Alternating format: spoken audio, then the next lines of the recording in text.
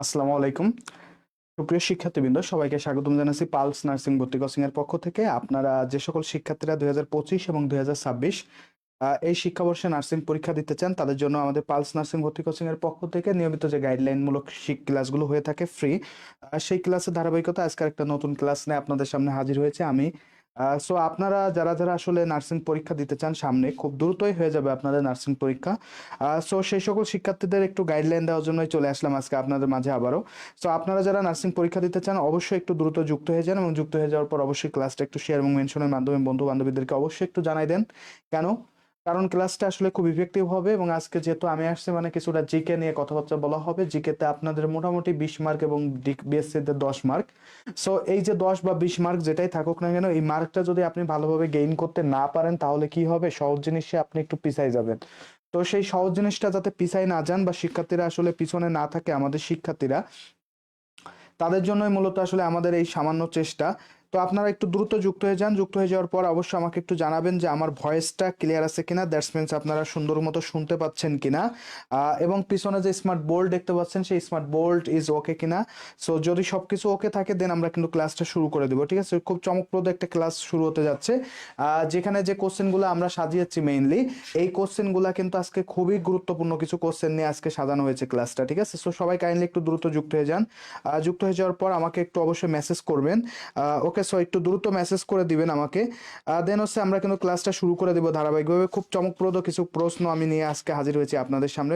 বেশ গুরুত্বপূর্ণ বেশ কিছু কোশ্চেন আমরা কিন্তু আজকে আপনাদের সাথে শেয়ার করব। ওকে, সো অলরেডি যুক্ত হয়েছে মিম ইসলাম, যুক্ত হয়েছে খাদিজা আক্তার তুলি, যুক্ত হয়েছে পূর্ণিমা দে, যুক্ত হয়েছে থ্যাংক ইউ আপু, যুক্ত হওয়ার জন্য ধন্যবাদ। আজকে মনে হয় নতুন দেখলাম আপুটাকে।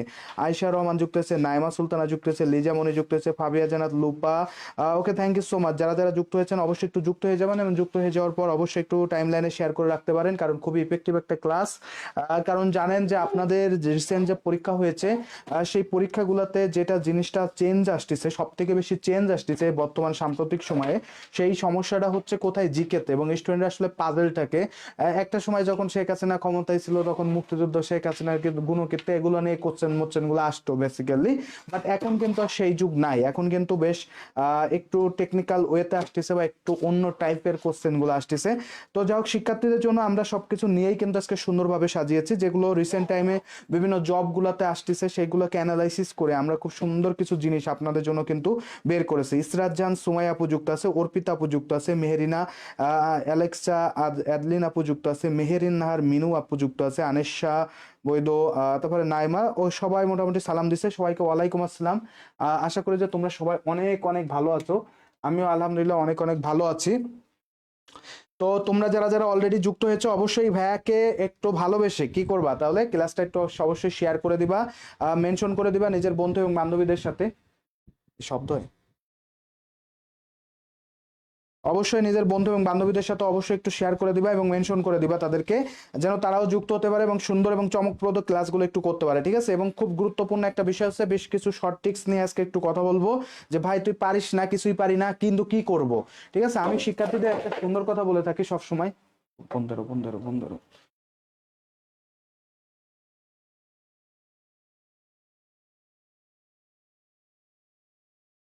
সো শিক্ষার্থীরা, যে জিনিসটা আমি সবসময় একটা শিক্ষার্থীদের কিন্তু সবসময় যে কথাটা বলে থাকি, সেটা কি জানো? তুমি সবসময় সবসময় বলে থাকি যে ভাই তোমাকে নাম্বার বেশি পাইতে হবে। সব সময় সর্বপ্রথম ম্যান্ডেটরি বিষয়টা কি? তোমাকে নাম্বার বেশি পাইতে হবে। ঠিক আছে, তুমি যদি নাম্বার বেশি না পাও, ভাইয়া অল্প কয়টা ভাই চান্স পাইলে হচ্ছে, এই চিন্তা ভাবনা করো, তাহলে তুমি চান্স পাবা কোথায়? যদু মধু নার্সিং কলেজে। তো যদু মধু নার্সিং কলেজে যদি না পড়তে চাও, যদু মধু নার্সিং বেসরকারি নার্সিং কলেজে পড়তে যদি না চাও, তাহলে এই যে শীতের তীব্রতা, এই শীতের মধ্যে তোমাকে কি করতে হবে? পরিশ্রম করতে হবে, তোমাকে স্বপ্নবাজ হতে হবে। আমরা আসছে সেই সব স্বপ্নবাজদেরকে স্বপ্ন পূরণ করতে চাই, সেই সব স্বপ্নবাজদেরকে স্বপ্ন দেখাতে চাই, যারা আসলে স্বপ্ন পূরণের জন্য পরিশ্রম করতে চাই। উইথাউট পরিশ্রম কেউ কখনো কখনো ভালো জায়গায় কোনো জায়গায় যাইতে পারে না। সো তুমি যদি পরিশ্রম করতে পারো, তুমি যদি পরিশ্রম করা হও, তাহলে আজকের ক্লাসটা তোমার জন্য খুব ইফেক্টিভ হবে। ঠিক আছে, তো আমার সামনে আজকে কথা দিয়ে যাবা যে কে কে পরিশ্রম করতে চাও, কে কোথা থেকে যুক্ত হয়েছো, ভাইকে একটু জানাই দাও। আজকের দিকে কিন্তু তোমাদের কে কোথা থেকে যুক্ত হয়েছো তার উপর ভিত্তি করে আমরা কিন্তু আজকে অনেক কথাগুলো বলবো। ঠিক আছে, কে কোন জায়গা থেকে যুক্ত হয়েছো একটু বলো তো, ভাইয়াকে একটু জানাই দাও তো। যে যে জায়গা থেকে যুক্ত হয়েছো একটু বলো তো জেলাগুলা, আমি কিন্তু সেই জেলা অনুযায়ী তোমাদেরকে কিন্তু কোশ্চেন করবো। ঠিক আছে, জেলা ভিত্তিক আমি তোমাদেরকে একটু কোশ্চেন গুলা করবো। ওকে, তো কে কোন জায়গা থেকে যুক্ত হয়েছো ভাইয়াকে একটু জানাই দিবা। ঠিক আছে, ভাইয়াকে একটু জানাই দিবা। এবং তোমাদের দিকে শীতের কি অবস্থা সেটাও একটু ভাইয়াকে জানাই দিবা। যেমন ধরো আমরা একটা সময় বলতাম যে উত্তরবঙ্গে মনে হয় সব থেকে বেশি শীত পড়ে, আমি মনে হয় উত্তরবঙ্গকে সব থেকে মনে হয় বেশি মনে হয় ক্রিটিসিজম করছি, আরে তোদের দিকে শীত বেশি, তোদের দিকে পাওয়া যায় না, পানি নাই ঠিকঠাক মতো। সো এখন আসলে দেখা যায় কি শীত সব থেকে বেশি পড়ে চুয়াডাঙ্গাতে, আর চুয়াডাঙ্গাটা আবার আমার বিভাগের ভিতরে পড়ে। সো আমি এখন আসলে ভুল করছি, তোমাদের কাছে ক্ষমা চেয়ে নিচ্ছি। উত্তরবঙ্গের মানুষ কে কে আছে এখানে? আমি মিস করি 2024 ব্যাচে ছিলাম পালসে, এখন ইবনে সিনা, ও খুবই ভালো একটা জায়গায় আছে, ইভা আক্তার। সুমাইয়া আক্তার বলছে রাজবাড়ী জেলা, রাজবাড়ী তো খুবই সুন্দর একটা জেলা, ছোট একটা জেলা বাট আসলে খুবই ইফেক্টিভ একটা জেলা এবং পদ্মার বুকে, পদ্মা নদীর পাড়ে অবস্থিত, তাই তো। নাটোর জেলা, নাটোরের তো সেই কি কাঁচাগুল্লা আছে, তাই তো, নাটোরের কাঁচাগুল্লা, তাই তো। আরো একটা জিনিস আছে নাটোরে, বলতে পারবা কি? আরো একটা জিনিস আছে উত্তরা গণভবন, এটা কোথায় অবস্থিত কেউ বলতে পারবা? উত্তরা গণভবন, উত্তরা গণভবন এটা কোথায় অবস্থিত কে জানো? ভাইয়াকে একটু জানাই দিতে পারো। উত্তরা গণভবন কক্সবাজার, সব থেকে longest sea beach Rangpur. Rangpur আমি গিয়েছি এবং খুবই ভালো একটা জেলা। নীলফামারী, সৈয়দপুর বিমানবন্দর নীলফামারীতে অবস্থিত। নারায়ণগঞ্জ প্রাচ্যের ডান্ডি, তারপরে অর্পিতা ঠাকুরগা, ঠাকুরগাকে বর্তমানে বলা হয় বাংলাদেশের শস্য ভান্ডার, ঠিক আছে। কুমিল্লা, কুমিল্লা হচ্ছে একসময় আদি নাম হচ্ছে ত্রিপুরা, ত্রিপুরা বলা হয়ে থাকে। এবং সবথেকে বড় বিষয় হচ্ছে কুমিল্লার দুঃখ বলা হয় গোমতীকে, এবং ওইখানে কি আছে? ওইখানে ময়নামতি বৌদ্ধবিহার যেটা আছে সেটা অবস্থিত, ঠিক আছে। রূপগঞ্জ থেকে, রূপগঞ্জ হচ্ছে নারায়ণগঞ্জে অবস্থিত। শেরপুর জেলা, শেরপুরে আসলে এরকম কিছু জানি না, তবে শেরপুরের অনেক মানুষের সাথে আসলে পরিচয় আছে, ঘোরার সৌভাগ্য হয়েছে। চট্টগ্রাম, চট্টগ্রামকে বলা হয় বাংলাদেশের বাণিজ্যিক রাজধানী। সাদিয়া, পটুয়াখালী, পটুয়াখালীকে কি বলা হয়? বাংলাদেশের সাগর কন্যা। দিনাজপুর থেকে, দিনাজপুর অত্যন্ত চমৎকার কান্তজির মন্দির অবস্থিত, এবং ওইখানে বাংলাদেশের সর্বপ্রথম যে কয়লা ক্ষেত্র, বড় পুকুরিয়া কয়লা ক্ষেত্র, এই জিনিসটা আবিষ্কৃত হয়েছে। তারপরে চট্টগ্রামে পূর্ণিমা, আনিশা বলছে চট্টগ্রাম ভেরি গুড, চট্টগ্রাম বললাম। কুমিল্লায় আছে Sumaiya, Roni, okay thank you হ্যাঁ। পরিশ্রম করবা। যারা ব্রাহ্মণবাড়িয়ায় তো মারামারি হয়, সামিরা ইসলাম আলিফা, ওরে দেখে আমি ভয় পাচ্ছি। নেত্রকোনা, নেত্রকোনা তো হাওড় এলাকা। তো এখানে কি রয়েছে? ওইখানে রয়েছে আছে উপজাতিদের, উপজাতিদের যে কালচারাল সেন্টার সেটা হচ্ছে কোথায়? নেত্রকোনায় অবস্থিত। সো আস্তে আস্তে আমরা আরো অনেক কিছু শিখবো, ঠিক আছে, আমরা অন্যান্য গুলোর জন্য। উত্তরা গণভবন এটা খুব ইম্পর্টেন্ট একটা জিনিস, একটু মনে রেখো। সিরাজগঞ্জ, সিরাজগঞ্জ হচ্ছে বাংলাদেশের একমাত্র প্রাকৃতিক বাতান, এটা অবস্থিত কোথায়? গোচারণ বাতান, বাংলাদেশের একমাত্র গোচারণ বাতান, প্রাকৃতিক গোচারণ বাতান, এটা হচ্ছে কোথায় অবস্থিত ভাইয়া? এটা অবস্থিত হচ্ছে সিরাজগঞ্জে। মানিকগঞ্জ, মানিকগঞ্জ হচ্ছে পদ্মার বুকে অবস্থিত একটা জেলা, খুবই চমৎকার একটা জেলা। এবং সবচেয়ে বড় কথা হচ্ছে মানিকগঞ্জে কিন্তু বেশ বিখ্যাত, বেশ কি অনেক জমিদার আছে, বেশ কিছু জমিদার বাড়ি আছে, বুঝছো। মৌলভীবাজার, চা বাগান রয়েছে মৌলভীবাজারের দিকে। সবচেয়ে বেশি জামালপুর, জামালপুর আছে, আসলেই মনে পড়ে যায় টাকলা মুরাদের কথা, ঠিক আছে, টাকলা মুরাদ। ওকে, সিলেট, সিলেটকে কি বলা হয়? সিলেটকে বলা হয়েছে 360 আউলিয়ার দেশ, ঠিক আছে, ভেরি গুড। চাঁপাইনবাবগঞ্জ, পশ্চিমের জেলা বলা হয় চাঁপাইনবাবগঞ্জকে। হবিগঞ্জকে বলা হয় হাওড়ের অঞ্চল, হাওড় অঞ্চল বলা হয়ে থাকে এই হবিগঞ্জকে। ওকে, সো আমরা আরো সামনে আরো ভাইয়া জানবো। ময়মনসিং, ময়মনসিং তো অবশ্যই একটা বিখ্যাত, ওইখানে বাকিবি রয়েছে, এবং বাকিবিতে বাংলাদেশের কৃষি গবেষণা কেন্দ্র অবস্থিত, ঠিক আছে। তো যাই হোক, আমরা একটু পড়াশোনা ব্যাক করি, ঠিক আছে। সবাই একটু শেয়ার করে দিবা। পাবনা, পাবনা সব থেকে বিখ্যাত মেন্টাল হসপিটালের জন্য, বাট ওদের কিন্তু মেন্টাল হসপিটাল না, ওদের অনেক কিছু রয়েছে, অ্যাডাল্ট কলেজটা অনেক বিখ্যাত, ঠিক আছে ভাই। চলো আমরা একটু শুরু করি তাইলে, ঠিক আছে। আর তোমরা সবাই অবশ্যই একটু শেয়ার এবং মেনশন করে দাও, বন্ধু বান্ধবদেরকে একটু জানাই দাও। তো সর্বপ্রথম আজকের দিনের জন্য প্রথম কোশ্চেনটা হচ্ছে, বাংলাদেশে বর্তমান যে অন্তর্বর্তী সরকারটা আছে, যার প্রধান হচ্ছে ডক্টর মোহাম্মদ ইউনুস, এই অন্তর্বর্তী সরকারের নারী উপদেষ্টা কতজন? এই যে কোশ্চেনটা দেখতে পাচ্ছ, এই কোশ্চেনটা প্রচন্ড পরিমাণে বিখ্যাত এবং প্রচন্ড পরিমাণে পরীক্ষাতে আসে, তোমাদেরও বিভিন্ন পরীক্ষাতে দেখা যায়। ভাই একে একটু জানাই দিবা, ঠিক আছে। ওকে, টাকলা মুরাদ দিয়ে প্রশ্ন হবে না, আমি টাকলা মুরাদ বলি না, এই জন্য আমি কিছু বলি না। ওকে, সো এই কোশ্চেনটা রিসেন্ট টাইমে প্রচন্ড পরিমাণে চাকরির পরীক্ষাতে আসতেছে। সো এটা খুবই গুরুত্বপূর্ণ একটা কোশ্চেন, যে কোশ্চেনটা তোমাদের নার্সিং পরীক্ষায় আসার মতো এবং খুবই গুরুত্বপূর্ণ একটা কোশ্চেন।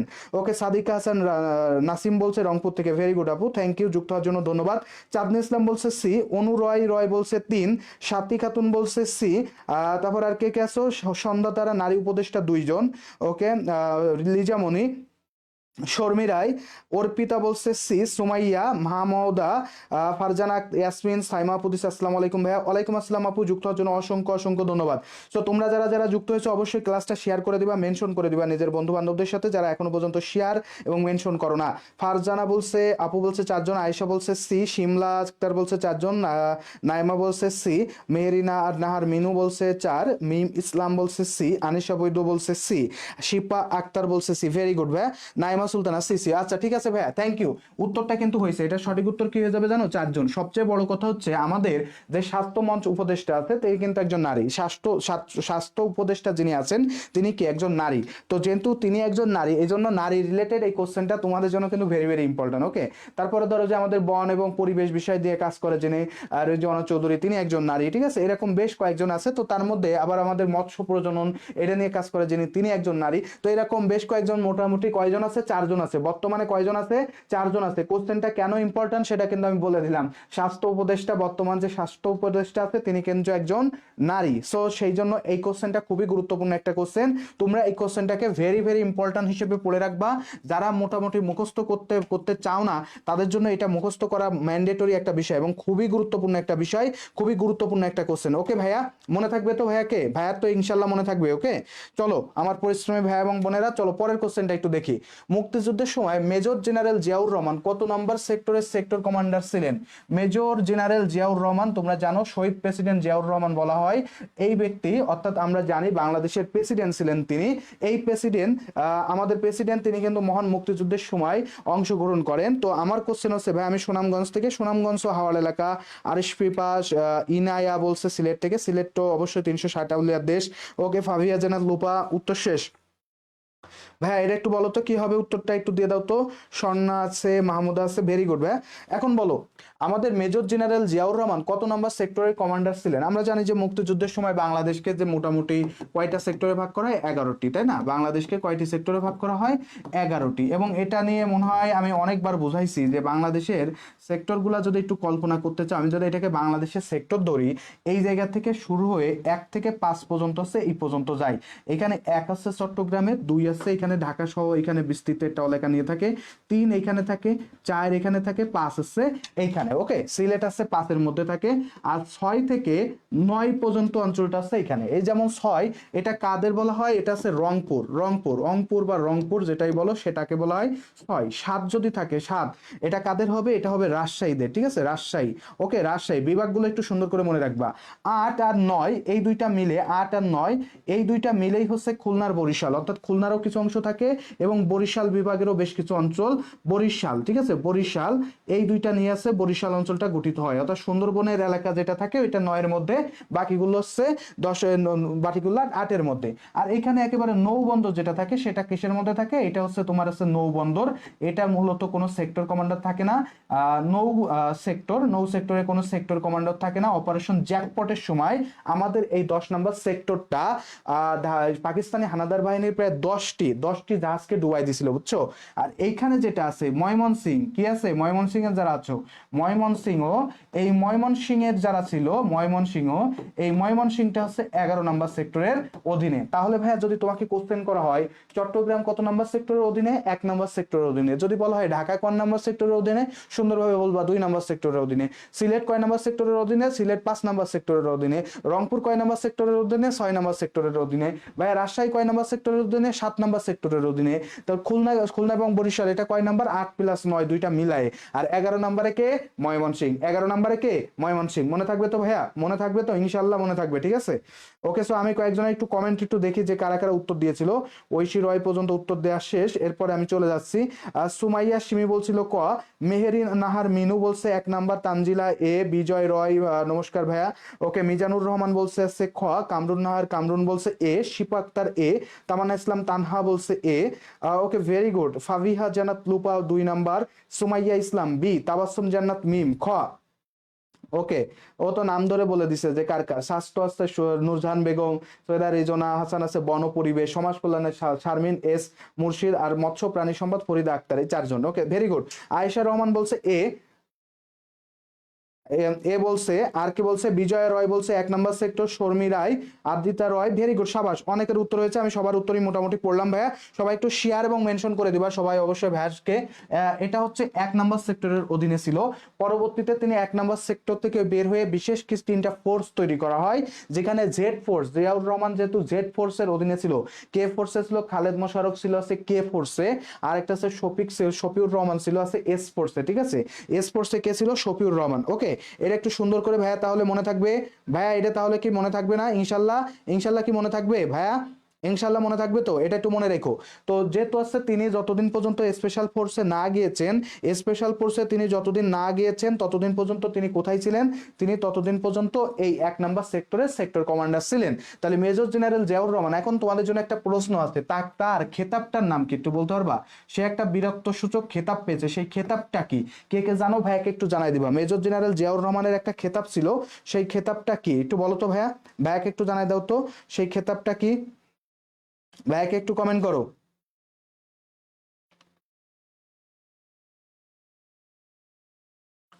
ওকে, ভাইয়াকে একটু কমেন্ট করে জানাই দাও তো যে মেজর জেনারেল জিয়াউর রহমান তিনি একটা খেতাবে ছিলেন, সেই খেতাবটা আসলে কি?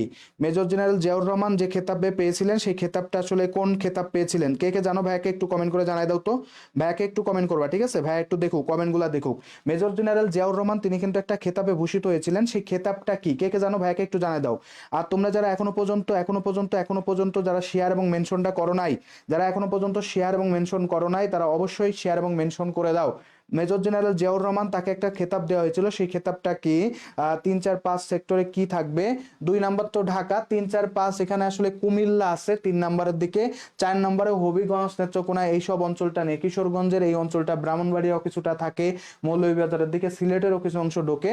আর 5 নম্বরটা মূলত আসলে সিলেটের একটা ওয়াইড এরিয়া নিয়ে গঠিত হয়, বুঝছো? আর 6 থেকে 9 এই দিকে থাকে, বুঝছো? এটা আসলে কি একটা দুইটা জেলা না, এই জন্য আমি আর বলতে পারতেছি না।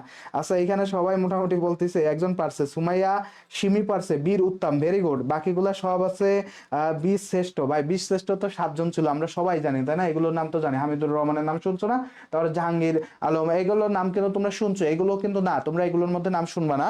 আমাদের জিয়াউর রহমান ছিলেন হচ্ছে বীর উত্তম খেতাব প্রাপ্ত, অর্থাৎ বাংলাদেশের যে সরকার আছে তাদের যে খেতাব আছে টোটাল আছে মোট 4টা খেতাব দেওয়া হয়। সর্ব উপরে দেওয়া হয় বীর শ্রেষ্ঠ, তারপরে দেওয়া হয় বীর উত্তম, তারপরে দেওয়া হয় বীর বিক্রম, এবং সর্বশেষ দেওয়া হয় বীর প্রতীক। বীর প্রতীক। মাঝে মাঝে কোশ্চেন আসে বাংলাদেশের সর্বোচ্চ খেতাবপ্রাপ্ত মুক্তিযোদ্ধা কারা? বীর শ্রেষ্ঠলারা, ঠিক আছে?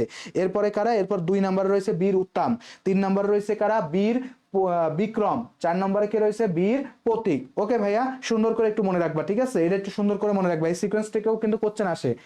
কোশ্চেন আসতে পারে বাংলাদেশের দ্বিতীয় মর্যাদা সূচক খেতাব কোনটি? বীর উত্তম। ওকে, বাংলাদেশের তৃতীয় মর্যাদা সূচক খেতাব কোনটি? বীর বিক্রম। আর হচ্ছে বাংলাদেশের চতুর্থ মর্যাদা সূচক খেতাব কোনটি? বীর প্রতীক। ঠিক আছে ভাইয়া, এই ধরনের কোশ্চেন আসলে ইনশাল্লাহ পারবা, ঠিক আছে? তো চলো আমরা একটু পরে যাই। এরপরে যেটা আছে সেটা হচ্ছে নদী নিয়ে একটা কোশ্চেন দেওয়া হয়েছে, সেটা হচ্ছে পদ্মা ও যমুনা মিলিত হয় কোন স্থানে? পদ্মা ও যমুনা মিলিত হয় কোন স্থানে? এই যে পদ্মা এবং যমুনা, ফাহিমা পারভিন ইনি যুক্ত হয়েছে। আসসালামু আলাইকুম। ওয়ালাইকুম আসসালাম আপু, যুক্ত হওয়ার জন্য অসংখ্য ধন্যবাদ। সো তোমরা যারা যারা যুক্ত হয়েছো, তোমরা এখনো পর্যন্ত কে কে ক্লাসটা শেয়ার করো না, একটু শেয়ার করে দিবা। আর কে কে এখনো বন্ধু বান্ধবীদেরকে একটু মেনশন করো নাই, অবশ্যই ভাইয়াদেরকে ভালোবেসে এই ক্লাসগুলো একটু শেয়ার এবং মেনশন করে বন্ধু বান্ধবদেরকে জানাই দিতে হবে। কারণ পরীক্ষা কিন্তু খুবই সন্নিকটে, তোমরা জানো ঢাকা ইউনিভার্সিটি পরীক্ষা শেষ, মেডিকেলের পরীক্ষা শেষ, জগন্নাথ বিশ্ববিদ্যালয়ের পরীক্ষা শেষ, খুলনা বিশ্ববিদ্যালয়ের পরীক্ষা শেষ, এবং খুব দ্রুত হয়তো জাহাঙ্গীরনগরেরও পরীক্ষাগুলো অলমোস্ট শেষ করে ফেলবে, ঠিক আছে? অনেকগুলো পরীক্ষা শেষ হয়ে গেছে এবং অলরেডি জাহাঙ্গীরনগরের পরীক্ষাও বেশ কয়েকটা শেষ হয়ে গেছে। তো তোমরা যারা যারা যুক্ত আছো, তোমাদের নার্সিং পরীক্ষাও কিন্তু খুব দ্রুতই হয়ে যাবে ভাইয়া। এই স্বল্প সময় একটা ভালো প্রিপারেশন নিতে হলে তোমাকে প্র্যাকটিস করতে হবে, আর তোমাকে একটা সুন্দর গাইডলাইন দেওয়ার জন্যই তো আমরা আসছি নাকি? আমরা আসছি কেন? তোমাকে একটা গাইডলাইন দিব যে কিভাবে নার্সিং এ তুই চান্স পেতে পারিস, তাই তো? আমরা যেমন নার্সিং এ চান্স পাইছি, কিভাবে সেই গাইডলাইন গুলো শেয়ার করতে হবে না, কিভাবে পাইছিলাম, এই হঠাৎ করে চলে আসছে, হঠাৎ করে তো আসি না, অবশ্যই একটু পড়াশোনা করেই আসতে হয়েছে, তাই না? সামিরা ইসলাম আলিফা বলছে গোয়ালন্দ, ভেরি গুড। রনি আক্তার বলছে ডি, প্রমার রয় বলছে ডি, হেনা আক্তার বলছে চাঁদপুর, কামরুন নাহার বলছে ডি, অন্তরা লিসা বলছে চাঁদপুর, নাইমা বলছে ডি, সানজিদা শম্পা গোয়ালন্দ, শর্মি রায় গোয়ালন্দ, এরপর আরো অনেকে, তামান্না বলছে ডি, সৃষ্টি, শিপা, ফেরদৌসি, তাহাসিন ইসলাম রোহান বলছে সি, ভৈরব বলছে, মিম ইসলাম বলছে গোয়ালন্দ, রিফায়াতুল রাত্রি, সুমাইয়া সিমি বলছে ঘ হবে, ভেরি গুড। শিমলা, যারা যারা আছো সবাই একটু বলে দাও ভাইয়াকে একটু জানাই দাও, এবং যারা এখনো পর্যন্ত ক্লাসটা শেয়ার করো নাই, অবশ্যই ভাইয়াকে জন্য একটু ক্লাসটা শেয়ার করে দিবা, মেনশন করে দিবা বন্ধু বান্ধবদেরকে। তো দেখো এখানে যে চারটা লাইন লেখা আছে, এর মধ্যে একটু বলতে থাকি। চাঁদপুর, এটাকে বলা হয় ইলিশের রাজধানী, তাই না? এখানে কে কে যুক্ত হয়েছে? এখানে যুক্ত হয়েছে মেঘনা আর পদ্মা। এখানে কে কে যুক্ত হয়েছে? মেঘনা আর পদ্মা যুক্ত হয়েছে, ঠিক আছে, মেঘনার পদ্মা যুক্ত হয়েছে। ভৈরব, ভৈরবের এখানে আসলে দেখা যায় কি ভৈরবের ওখানে ভৈরব নদী আছে, বাট দেখা যাচ্ছে কি আমরা এখানে মূলত আসলে মেঘনা, আমাদের এখানে মেঘনার সাথে রিলেটেড, ভৈরবের এদিকে কিন্তু পদ্মা টদ্মা নাই, বাকিগুলো আরিচা টারিচা যেগুলো আছে এগুলো না, এটা একটা ঘাট, ঘাটের নাম, সো এখানে যুক্ত হয় নাই। যুক্ত হয়েছে কোথায়? গোয়ালন্দতে। কোথায়? গোয়ালন্দ, এটা রাজবাড়ির ওই পাশাপাশি একটা জেলা, মানে পাশাপাশি একটা স্পেস যেখানে যুক্ত হয়েছে। এখানে যুক্ত হয়েছে কে? পদ্মার সাথে যমুনা যুক্ত হয়েছে। কে যুক্ত হয়েছে? পদ্মার সাথে যমুনা যুক্ত হয়ে নাম হয়েছে কি? এখান থেকে নাম হয়েছে পদ্মা। এখান থেকে নাম হয়েছে কি? পদ্মা। আর মেঘনা যমুনা যুক্ত হয়ে নাম হয়েছে মেঘনা। এই জন্য আমরা মেঘনাকে বাংলাদেশের সবচাইতে দীর্ঘতম নদী বলা হয়, বাংলাদেশের সবচাইতে বড় নদী বলা হয় কাকে? মেঘনাকে, বুঝছো? এই জন্য বলা হয় তাকে। ওকে, সো এটা একটু সুন্দর করে মনে রেখো, এটা উত্তর কি হয়ে যাবে? গোয়ালন্দ হয়ে যাবে, ঠিক আছে, গোয়ালন্দ হয়ে যাবে, ঠিক আছে। একজন বলছে যে জানুয়ারিতে এক্সাম হবে না। আচ্ছা, জানুয়ারিতে হোক আর না হোক, বিয়ে হইলে কি যখন আসলে বিয়ে হয় তখন কি ঢাকঢোল পিটানো হয় না? তাহলে সবাই জানতে পারে না? তো বিয়ে যদি হয়, পরীক্ষা যদি হয়, তোমরা সবাই জানতে পারবা, সবারই মুখে মুখে উঠে যাবে যে পরীক্ষা পরীক্ষা পরীক্ষা। সো তোমাকে আমি সবসময় বলি ভাইয়া, বি প্রিপেয়ার্ড। কেন আমি তোমাদেরকে প্রিপেয়ার থাকতে কেন বলি? প্রিপেয়ার্ড কেন থাকতে বলি? যে কোনো সিচুয়েশনে তুমি যাতে সেই সিচুয়েশনটা ফেস করতে পারো, ঠিক আছে, সেই সিচুয়েশনটা ফেস করতে পারো, ঠিক আছে।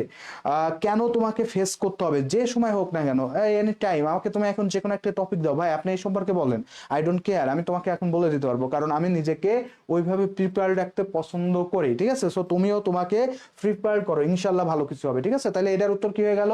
গোয়ালন্দ হলো, ঠিক আছে। চলো পরের কোশ্চেনটা একটু সলভ করি। এইবার আসছে মাকড়সার কয়টি পা থাকে? দেখি কে কে জানো, দেখ কমন সেন্স, একটা কমন সেন্সের কোশ্চেন দিছি, কেউ পারো কিনা একটু দেখি। মাকড়সার কয়টি পা থাকে? স্পাইডারম্যান নাম শুনছো তো নিশ্চয়ই, তাই না? স্পাইডারম্যানের কয়টি পা থাকে একটু বলো তো, একটু বলো। স্পাইডারম্যানের কয়টি পা থাকে? দেখি কে কে পারো একটু ভাইয়াকে জানাই দাও। ওকে, সো সুরমা এবং কুশিয়ারা নদী মিলিত হয়েছে, পরে আসছে কালনী, কালনী নদী নাম হয়, মিলিত হয়ে কালনী নদী নাম হয়, এটা ভৈরবে। সুরমা এবং কুশিয়ারার পরে কালনীতে হয়, কালনী এসে আজমেরীগঞ্জে মিলিত হয় আছে মেঘনার সাথে, সেখান থেকে মেঘনা নাম হয়, ঠিক আছে, সেখান থেকে মেঘনা নাম হয়। ওকে, ওকে, সো একটু বলো তো ভাইয়া। সুহেনা আক্তার বলছে ডি, ডি বলছো। আর কেছো সাথী আক্তার বলছে কি বলছে? সি হলে ভালো হবে। আচ্ছা, সামিরা ইসলাম আলিফা বলছে 8টি। সন্ধ্যা তারা বলছে মাকড়সার পা হচ্ছে 8টি। ক্লাস করেন, ওকে ঠিক আছে। উম্মে জান্নাত বলছে 8টি। তামান্না ইসলাম তানহা বলছে 8টি, 8টি। ফেরদাউসি আলম তৃষা সি। শর্মি রায় 8টি। শিপা আক্তার সি। স্বর্ণা সমাদ্দার বলছে সি। মিজানুর রহমান মিজান বলছে 8টি। A day with sweety sea. Okay, very good আপু। কামরুন নাহার কামরুন বলছে সি। ফাহিমা পারভিন এনি বলছে 8টি। জান্নাতুল সুহা বলছে 8টি। সঞ্জিদা শম্পা 8টি, ভেরি গুড। আনিশা 8টি। Ferdousi Alam Trisha, Naima, Antara, Prama, very good. 7টি। আচ্ছা একটু বলি শোনো, এইটা কোশ্চেনটা যখন আমি আসলে লিখতেছি তখন আমি চিন্তা করতেছি, আচ্ছা 8টি হবে না 6টি হবে, 8টি হবে না 6টি হবে, 6টি হবে না 8টি হবে, বুঝছো? আমি নিজেই আসলে কনফিউজ ছিলাম। পরে আসলে তো আমি পড়ছি, তো তখন দেখলাম যে না, আসলে কনফিউশনে কিছু না, এটা কি হয়ে যাবে? 8টি হয়ে যাবে, ঠিক আছে। স্পাইডারম্যানের পা থাকে কয়টি? 8টি, ঠিক আছে। স্পাইডারম্যানের পা থাকে কয়টি? 8টি। মোনালিসা ইসলাম বলছে আসসালামু আলাইকুম ভাইয়া। ওয়ালাইকুম আসসালাম আপু, যুক্তর জন্য ধন্যবাদ। পাপড়ি ইসলাম, শিপু, শিফু ভাইয়া বোনায়, মুক্তি ইসলাম যুক্ত হয়েছে, শাকিলা যুক্ত হয়েছে, ওকে, সূচনা রয়, হাসি যুক্ত হয়েছে। এটা পারো না, এখন থেকে পারবা আর কি, আমি নিজেও পারতাম না প্রথমে, তারপরে শিখে ফেলছে। বিজয়া রয়, নাইমা, সামি আহমেদ যুক্ত হয়েছে, নাজিয়াত জান্নাত জান্নাত যুক্ত হয়েছে, মনিকা জাহান যুক্ত হয়েছে, ভেরি গুড। তাহলে এটার সঠিক উত্তর কি হবে বলতো? 8টি হবে, ঠিক আছে ভাইয়া। চলো পরের কোশ্চেনটা একটু সলভ করি। সো তার আগে একটু বলে নিই, সেটা হচ্ছে তোমরা যারা আসলে নার্সিং পরীক্ষা দিতে চাও তোমাদের জন্য একটু বলে রাখি, আমাদের পালস নার্সিং ভর্তি কোচিং এর পক্ষ থেকে কিন্তু রিস্টার্ট 2.0 ব্যাচ শুরু হয়েছে। প্রতি বছরের ন্যায় এই বছরে আমরা কিন্তু শেষ সময় এসে কি করছি? রিস্টার্ট 2.0 ব্যাচ, এই ব্যাচের মাধ্যমে পুরো প্রস্তুতিটাকে আমরা সুন্দরভাবে তোমাদেরকে গুছাই দিব, ঠিক আছে। এমনিতে আমাদের যে কোর্স ফি থাকে সেটা কিন্তু এখন আর নাই। এখন কোর্স ফি কত? ওয়ানলি অ্যান্ড ওয়ানলি মাত্র 1550 টাকা। কয় টাকা? 1550 টাকা। সো তোমরা যারা যারা আসলে ভর্তি হতে চাও, আমাদের এখানে ভর্তি হলে এই যে বইগুলো আছে এগুলো তোমাদেরকে প্রোভাইড করা হবে, কোরিয়ার করে তোমাদেরকে পাঠিয়ে দেওয়া হবে। আর আমাদের টিচার প্যানেল তো তোমরা জানো, আমাদের এখানে পেইড ব্যাচে কে কে আছে একটু জানাই দিতে পারো তো ভাইয়াকে। পেইড ব্যাচে কে কে আছো ভাইয়াকে একটু জানাই দাও তো। পেইড ব্যাচে কে কে আছে একটু জানাই দাও তো। আমাদের আরাফত ভাই আসছে, আরাফত ভাইয়ের জন্য একটা স্পেশাল কোশ্চেন আসছে, সেটাও আমি আজকে সাজাই নিয়ে আসছি, ঠিক আছে ভাই। পেইড ব্যাচের কে কে আছো তোমরা আমাদের ক্লাসের ফিডব্যাক দিতে পারো, তোমাদেরকে কিভাবে আসলে পড়ানো হয়। আমরা তোমাদেরকে প্রশ্ন ব্যাংক দিব, মডেল টেস্ট দিব, ওএমআর বুক দিব, নার্সিং ডাইজেস্ট দিব এবং জিকে হাইলাইটস দিব। এই প্রত্যেকটা জিনিস তোমাদেরকে প্রোভাইড করা হবে। এই প্রত্যেকটা বইয়ের জিনিস সবকিছু মিলাই এটারই দাম আছে 1000 টাকা, এবং তার পাশাপাশি আমরা টিচাররা যেহেতু পড়াচ্ছি। সো আমরা আসলে নিজেদেরকে চলার জন্য আমাদের সবকিছু মিলায় অনলি 1550 টাকায় তোমাদের এই কোর্সটা তোমরা করতে পারবা। সো 1550 টাকায় যারা যারা ক্লাস করতে চাও, যারা 1550 টাকার এই কোর্সে ভর্তি হতে চাও এবং আমাদের ক্লাসগুলো করতে চাও, আশা করি একটা গাইডলাইনের মধ্যে থাকতে চাও, ঢাকা নার্সিং কলেজে চান্স প্রাপ্ত ভাই এবং আপুদের, বাংলাদেশের টপ মেধাবীদের, আমাদের যারা টপ মেধাবী আছে তাদের গাইডলাইনে থাকতে চাও, সো তোমরা কিন্তু দ্রুত আমাদের ক্লাসে কিন্তু ভর্তি হতে পারো, ঠিক আছে, দ্রুত ভর্তি হতে পারো। ওকে, সো এখানে অনেকে যুক্ত আছে, তোমরা তাদের থেকে ফিডব্যাক নিতে পারবা ইনশাল্লাহ। সো যারা যারা আসলে ভর্তি হতে চাও তারা যে স্ক্রিনে দেওয়া যে নাম্বারটা আছে, যে নাম্বারটা আছে, এই নাম্বারে যোগাযোগ করবা, আমাদের পেজে নক করবা, ইনশাল্লাহ তোমাদের জন্য সর্বোচ্চ পরিমাণে পালস নার্সিং ভর্তি কোচিং সর্বোচ্চ পরিমাণে ডেডিকেটেড, যে তোমাদেরকে ভালো কিছু দিবে। ওকে, সো যারা ভর্তি হতে চাও এখনই যোগাযোগ করো। ওকে, এখনই যোগাযোগ করো। চলো পরের কোশ্চেনটা একটু সলভ করে ফেলি। বাংলাদেশের রণসঙ্গীতের সুরকার কে? বাংলাদেশের রণসঙ্গীতের সুরকার কে? কে কে বলতে পারবে একটু বলো তো। লিজা আক্তার বলছে পরীক্ষা কবে হবে ভাইয়া? পরীক্ষা তো জানুয়ারিতে নিতে চাচ্ছিল, তোমরাও যেমন শুনছিলে আমরাও তেমন শুনছিলাম, বাট অ্যাকচুয়ালি এখনো পর্যন্ত কোনো সিদ্ধান্তে আসে নাই, কারণ এখনো পর্যন্ত কেন্দ্র সিলেকশনটা ঠিক হয় নাই। সো দ্যাটস ওয়াই আমি তোমাদেরকে এখনই আসলে আপডেট ইনফরমেশন দিতে পারতেছি না। তবে তোমরা জানুয়ারিকে ধরে রেখেই পড়াশোনা করতে থাকো, ইনশাল্লাহ ভালো কিছু হবে, ঠিক আছে, ইনশাল্লাহ ভালো কিছু হবে। ওকে, পূজা আপু বলছে কাজী নজরুল ইসলাম শর্মী রায়। আমি কয়েকজন পেইড ব্যাচের স্টুডেন্ট দেখলাম এখানে, আনিশা আমি আছি ভাইয়া, ভেরি গুড। কৃপা, ফাভিয়া জান্নাত আছে, মিম ইসলাম যুক্ত আছে। ওকে, অসাধারণ, সবারই মোটামুটি ফিডব্যাক দেখতে পারবা। আমরা সর্বোচ্চ পরিমাণে চেষ্টা করি স্টুডেন্টদের সাথে থাকার এবং স্টুডেন্টকে সহযোগিতা করা, ঠিক আছে। শিরিনা আক্তার যুক্ত আছে, আসসালামু আলাইকুম ভাইয়া। ওয়ালাইকুম আসসালাম। অর্পিতা বিশ্বাস বলছে খ। সামিরা ইসলাম আলিফা বলছে কাজী নজরুল ইসলাম। আরিশপা শেরনি ইনিয়া বলছে খ। ওকে, সো সবাই, নাজিয়াত ভেরি গুড, অর্পিতা, পূর্ণিমা, মনিকা, শর্মী, নাজিয়াত, তারপর হচ্ছে স্বর্ণা বলছে, সানজিদা বলছে ভেরি গুড, সব অনেকেই বলছো, তামান্না। সো তোমরা যারা এখনো পর্যন্ত ক্লাসটা শেয়ার করো নাই, অবশ্যই একটু শেয়ার করে দিবা, মেনশন করে দিবা নিজের পরিচিত বন্ধু বান্ধবদেরকে। অবশ্যই সেই সাথে সাথে পালস নার্সিং ভর্তি কোচিং এর পেজটা অবশ্যই ফলো করে রাখবা, এবং সেই সাথে সাথে একটু বলি তোমরা তোমাদের টাইম লাইনে ক্লাসটা কিন্তু রেখে দিতে পারো, কারণ ক্লাসটা খুব ইফেক্টিভ হবে, খুব গুরুত্বপূর্ণ কিছু কোশ্চেন নিয়ে আসবো তোমাদের। রিসেন্ট টাইমে এই কোশ্চেনগুলো প্রচন্ড পরিমাণে বিভিন্ন পরীক্ষাতে প্রচন্ড পরিমাণে আসতেছে। সো এই কোশ্চেনগুলো যদি ইনশাল্লাহ ভালোভাবে পড়তে পারো, এই রিলেটেড কোশ্চেনগুলো যদি পড়ে যাও, নার্সিং এ কিন্তু একটা হিউজ পরিমাণ মার্ক তুমি কিন্তু কভার করে ফেলবে। ওকে, সো সবাই একটু ক্লাসটা শেয়ার করে দাও, অবশ্যই শেয়ার করে দিবা এবং মেনশন করে দিবা বন্ধু বান্ধবদের। আচ্ছা একটু বলি, বাংলাদেশের রণসঙ্গীত, রণসঙ্গীত মানে কি? যুদ্ধ। রণ মানে কি? রণ শব্দটার অর্থ হচ্ছে, রণ মানে যুদ্ধ, রণ মানে কি? যুদ্ধ। তো যুদ্ধে যাওয়ার যে সঙ্গীত সেটা হচ্ছে রণসঙ্গীত। তো বাংলাদেশের বিদ্রোহী কবি কে? বাংলাদেশের বিদ্রোহী কবি কাজী নজরুল ইসলাম, তাই না? তো রণসঙ্গীতের সুরকার একটু খেয়াল করো, সুরকার নটস আছে গীতিকার। সুরকার এবং গীতিকার এটার মধ্যে পার্থক্য আছে। গীতিকার মানে কি? যে গান লেখে সে হচ্ছে গীতিকার, যে গান লেখে। গীতিকার কে? গীতিকার কে? লেখে, যে গান লেখে, যে গান লেখে, লেখক, ঠিক আছে, গান লেখে। আর সুরকার মানে কি? যে গায়। সুরকার মানে কি? যে গায়, গায়ক, ঠিক আছে, একটু জাস্ট মনে রেখো, গায়ক। সুরকার মানে কি? যে গান গায়, ঠিক আছে, গান গায়, তাকে বলা হয় কি?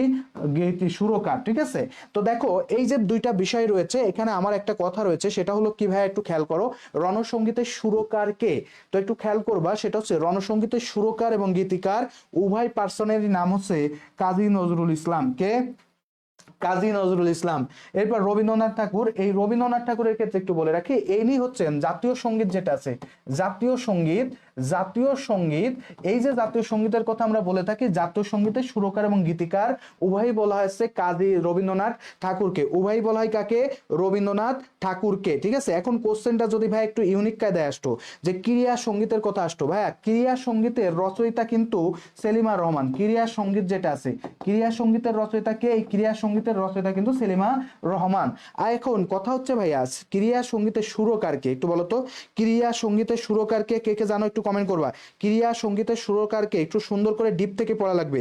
ক্রিয়া সঙ্গীত এর সুরকার কে? সুরকার কে? ক্রিয়া সঙ্গীতের সুরকার কে? ক্রিয়া সঙ্গীতের সুরকার কিন্তু সেলিমা রহমান না। আবার একটু বলি, ক্রিয়া সঙ্গীতের সুরকার কিন্তু সেলিমা রহমান না। ক্রিয়া সঙ্গীতের সুরকার কে? ক্রিয়া সঙ্গীতের গীতিকার হচ্ছে Selima Rahman, but but but but but but কি? সুরকার কিন্তু ভাইয়া সেলিমা রহমান না। বলতে পারবা কে সুরকার? কে জানো? ওকে, সো একটু বলো তো কি হবে। সুরকার কে জানো, একটু কমেন্ট করে জানাই দাও, এগুলো খুব ইম্পর্টেন্ট জিনিস বুঝছো, আমি যেগুলো পড়াচ্ছি। ওকে, সো আমাদের স্টুডেন্ট সংখ্যা প্রায় 130-এর মতো আছে, সো এই ক্লাসটা যেন 150+ স্টুডেন্ট দেখে এমনভাবে তোমরা আমাদেরকে সাপোর্ট দাও, এটা আমরা তোমাদের থেকে চাই।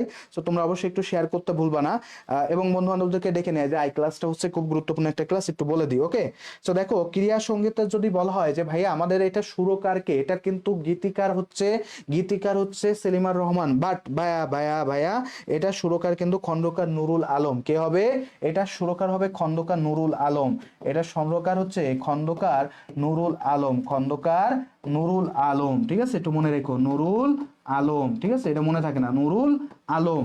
এবার দেখো আমরা আলতাফ মাহমুদের নাম লিখছি। আলতাফ মাহমুদ কি জানো? আলতাফ মাহমুদ হচ্ছে আমরা যে 21-এর গান বলি না, আমার ভাইয়ের রক্তে রাঙানো 21শে ফেব্রুয়ারি, আমার ভাইয়ের রক্তে রাঙানো 21শে ফেব্রুয়ারি, এই যে আমার ভাইয়ের রক্তে রাঙানো এই গানটা সুরকার হচ্ছে আমার ভাইয়ের রক্তে রাঙানো 21শে ফেব্রুয়ারি। এই গানটা সুরকার হচ্ছে, বর্তমান সুরকার হচ্ছে আলতাফ মাহমুদ, আলতাফ মাহমুদ। বাট ভাইয়া গীতিকার কে? এই গানটার গীতিকার কে বলতো? গীতিকার কে বলতো? কি বলতো, কে জানো? আব্দুল গাফফার চৌধুরী। কে?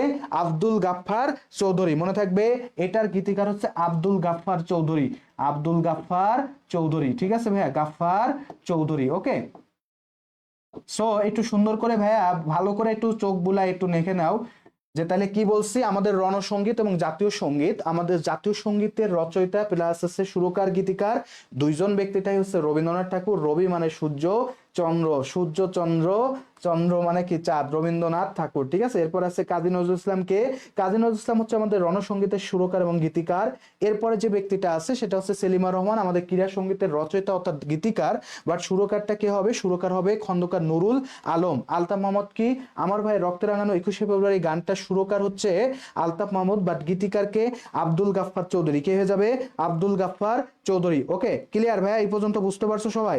ভাইয়া এই পর্যন্ত বুঝতে পারছো? এই ভাইয়াকে একটু জানাই দাও, এবং তোমরা যারা যারা এখানে আসো তোমরা অবশ্যই ক্লাসটা কিন্তু শেষ পর্যন্ত থাকতে হবে। সো আমি যখন সবসময় বলি হাডুডু খেলবি, হাডুডু খেলার জন্য হাডুডু ভাবে ল্যাং আউট হয়ে যাবে, ঠিক আছে?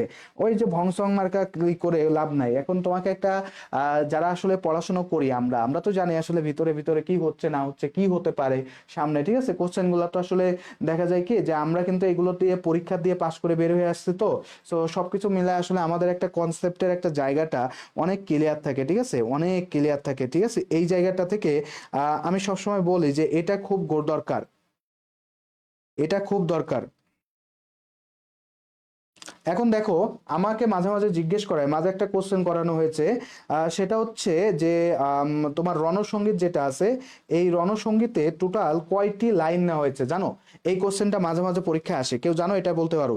এটা খুব ইউনিক একটা কোশ্চেন এবং এটা পরীক্ষাতে আসছে। রণসঙ্গীতে কয়টি লাইন নেওয়া হয়েছে? রণসঙ্গীতের লাইন কয়টি? রণসঙ্গীতের গৃহীত লাইন হচ্ছে 21টি, বুঝছো? গৃহীত লাইন কয়টি? 21টি, 21টি। ওকে, আর আমাদের জাতীয় সঙ্গীত যেটা আছে রবীন্দ্রনাথ ঠাকুরের, এটা হচ্ছে 10টি, ঠিক আছে। এই লাইন থেকেও একটা কোশ্চেন দেখলাম আসছে, তাহলে মনে থাকবে কিনা ভাইয়া? মনে থাকবে কিনা?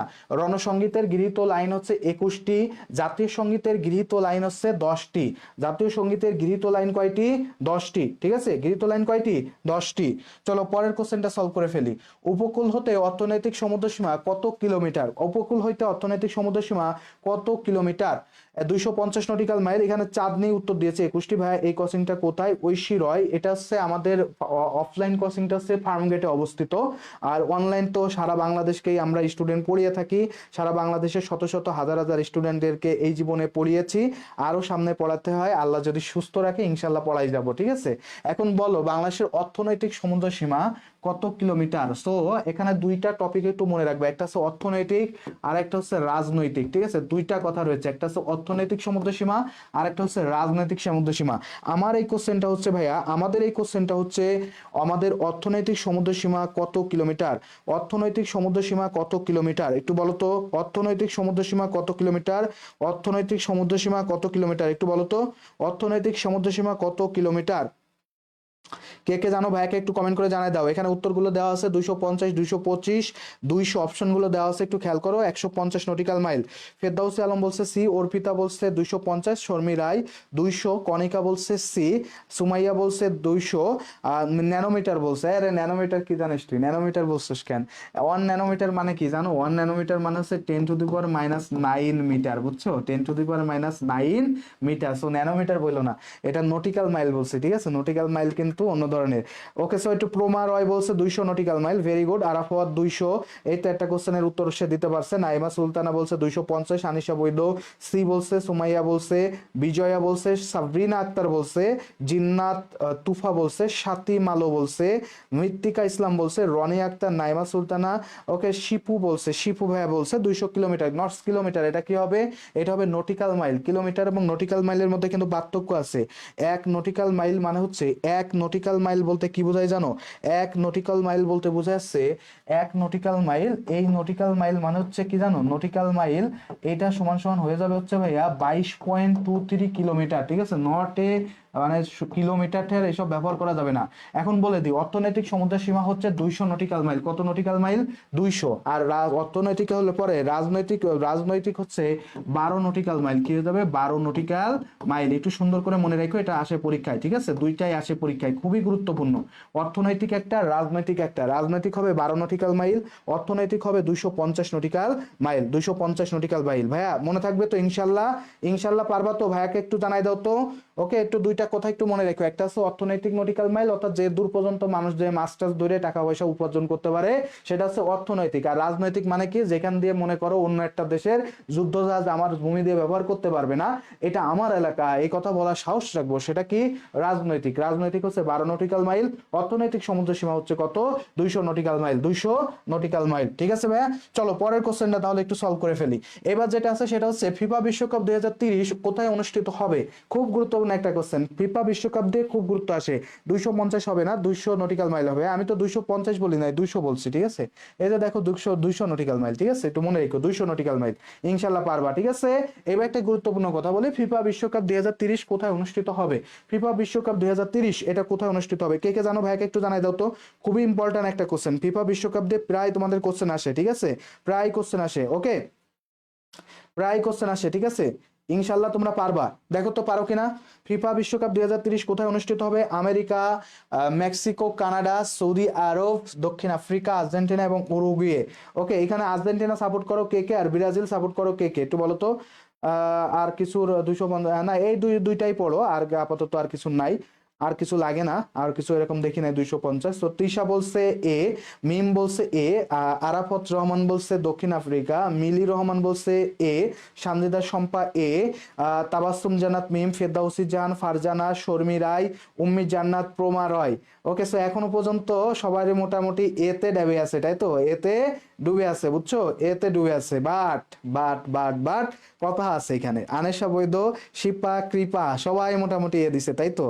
এইবার একটু কথা বলি ভাইয়া। কথাটা হচ্ছে, কারোরই কিন্তু উত্তর হয় নাই, কারোরই কিন্তু উত্তর হয় নাই, কারোরই কিন্তু উত্তর হয় নাই। এই জিনিসটা কিন্তু হয় নাই উত্তর। এইটা হচ্ছে 2026 সালে, অর্থাৎ আগামী বছর যে বিশ্বকাপ হবে, সেই বিশ্বকাপের ভেন্যু, সেই বিশ্বকাপের ভেন্যু সৌদি আরবে যে বিশ্বকাপ হবে সেটা হচ্ছে 2034 সালে। ওকে, 2034 সালে যে বিশ্বকাপ হবে সেটার ভেন্যু হচ্ছে সৌদি আরব। দক্ষিণ আফ্রিকা এটা হয়ে গিয়েছে, দক্ষিণ আফ্রিকায় হয়েছিল 2010 সালে, যেটাতে কে বলতো? স্পেন চ্যাম্পিয়ন হয়েছিল। সর্বশেষ কে? আর্জেন্টিনার উরুগুয়ে। এই আর্জেন্টিনার উরুগুয়ে কে হবে 2030 সালে, বুঝছো? ফিফা 2030 সালে কেন? সর্বপ্রথম ফিফা বিশ্বকাপ শুরু হয়েছিল 1930 সালে, প্রথম ফিফা বিশ্বকাপ, প্রথম, বুঝছো? এই প্রথম ফিফা বিশ্বকাপ হয়েছিল 1930 সালে, এবং এটা হয়েছিল উরুগুয়েতে, বুঝছো? উরুগুয়েতে। সো এই যে সম্মান দেখায় উরুগুয়েকে, সম্মান দেখায় উরুগুয়েকে, সম্মান দেখায় ফিফা বলছে যে 2030 সালের ফিফা বিশ্বকাপটা আর্জেন্টিনা আর উরুগুয়ে আয়োজন করবে। ফিফা বিশ্বকাপ 2030 সালটা আয়োজন করবে কে? Argentina, Uruguay. Argentina, Uruguay. Argentina support করো কে কে, একটু বলো তো। আর্জেন্টিনা কারো কে কে, আ করে ওঠো। আর্জেন্টিনা যে যে করো, আ করে ওঠো, বুঝছো? আর্জেন্টিনা যে যে করো, আ করে ওঠো। ওকে, ওকে, আর্জেন্টিনা যে যে করো আ করে ওঠো, আর যে যে আসছে ব্রাজিল করো শেষে উ করে ওঠো। কিন্তু আনসার ডি। আচ্ছা, আনসার ডি হবে। ওকে, আর্জেন্টিনা করো, আর্জেন্টিনা আর ব্রাজিল যে যেটা করিস করিস, সমস্যা নেই। আর্জেন্টিনা ব্রাজিল দুইটাই তো আসলে ভালো দল না, তো যে যেটা করো সেটা সমস্যা, ব্যান্ডেটরি বিষয় না, যে যেটা করো সেটা করো, ব্যাপার না, ঠিক আছে। উ করে ওঠো, তাহলে বুঝতে পারবো আর্জেন্টিনার ব্রাজিলের সাপোর্টারে ভরা কিনা এখানে, বুঝছো? আর্জেন্টিনার ব্রাজিল কে কে করো জানাই দাও, আর্জেন্টিনার ব্রাজিল কে কে করো। তো যাও দেখা যাক 2026 সালে কি হয়। সামনের বছর এই যে এই বছরটা তোমাদের পরীক্ষা তো 26-এই হবে। সো এই জন্য বলে দিলাম, আর্জেন্টিনা এবং আমেরিকা, মেক্সিকো, কানাডা, তোমাদের বলি বিগত সালে 2022 সালের কথা বলছিল। 2022 সালের ফিফা বিশ্বকাপ কোথায় হয়েছে? কাতারে। এটা পরীক্ষায় আসছিল, ঠিক আছে। সো যেহেতু হচ্ছে খেলাধুলা থেকে এই কোশ্চেনটা আসছে বিগত সালে, তোমাদের কিন্তু সামনেও আসতে পারে। সো এটা একটু ম্যান্ডেটরি বিষয় না, এটা মনে রাখা ম্যান্ডেটরি বিষয়, ঠিক আছে। যাক, চলো পরের কোশ্চেনটায় চলে যাই। তাহলে আমরা পরের কোশ্চেনটায় চলে যাই, আর্জেন্টিনা এবং উরুগুয়েকে সাইডে। এবার চলে আসি, রাষ্ট্র সংস্কারের জন্য তো গঠিত কমিশন কয়টি? তোমরা জানো যে আমাদের দেশের শেখ হাসিনা চলে যাওয়ার পর আমাদের বেশ কয়েকটা কমিশন গঠন করা হয়েছে। সংস্কার কমিশন, সংস্কার কমিশন গঠন করা হয়েছে, সংস্কার কমিশন গঠন করা হয়েছে। সেই সংস্কার কমিশন কয়টি? কে কে জানো ভাইয়াকে একটু জানাই দিবা। সংস্কার কমিশন গঠন করা হয়েছে, সেই সংস্কার কমিশন কয়টি ভাইয়াকে একটু জানাই দাও।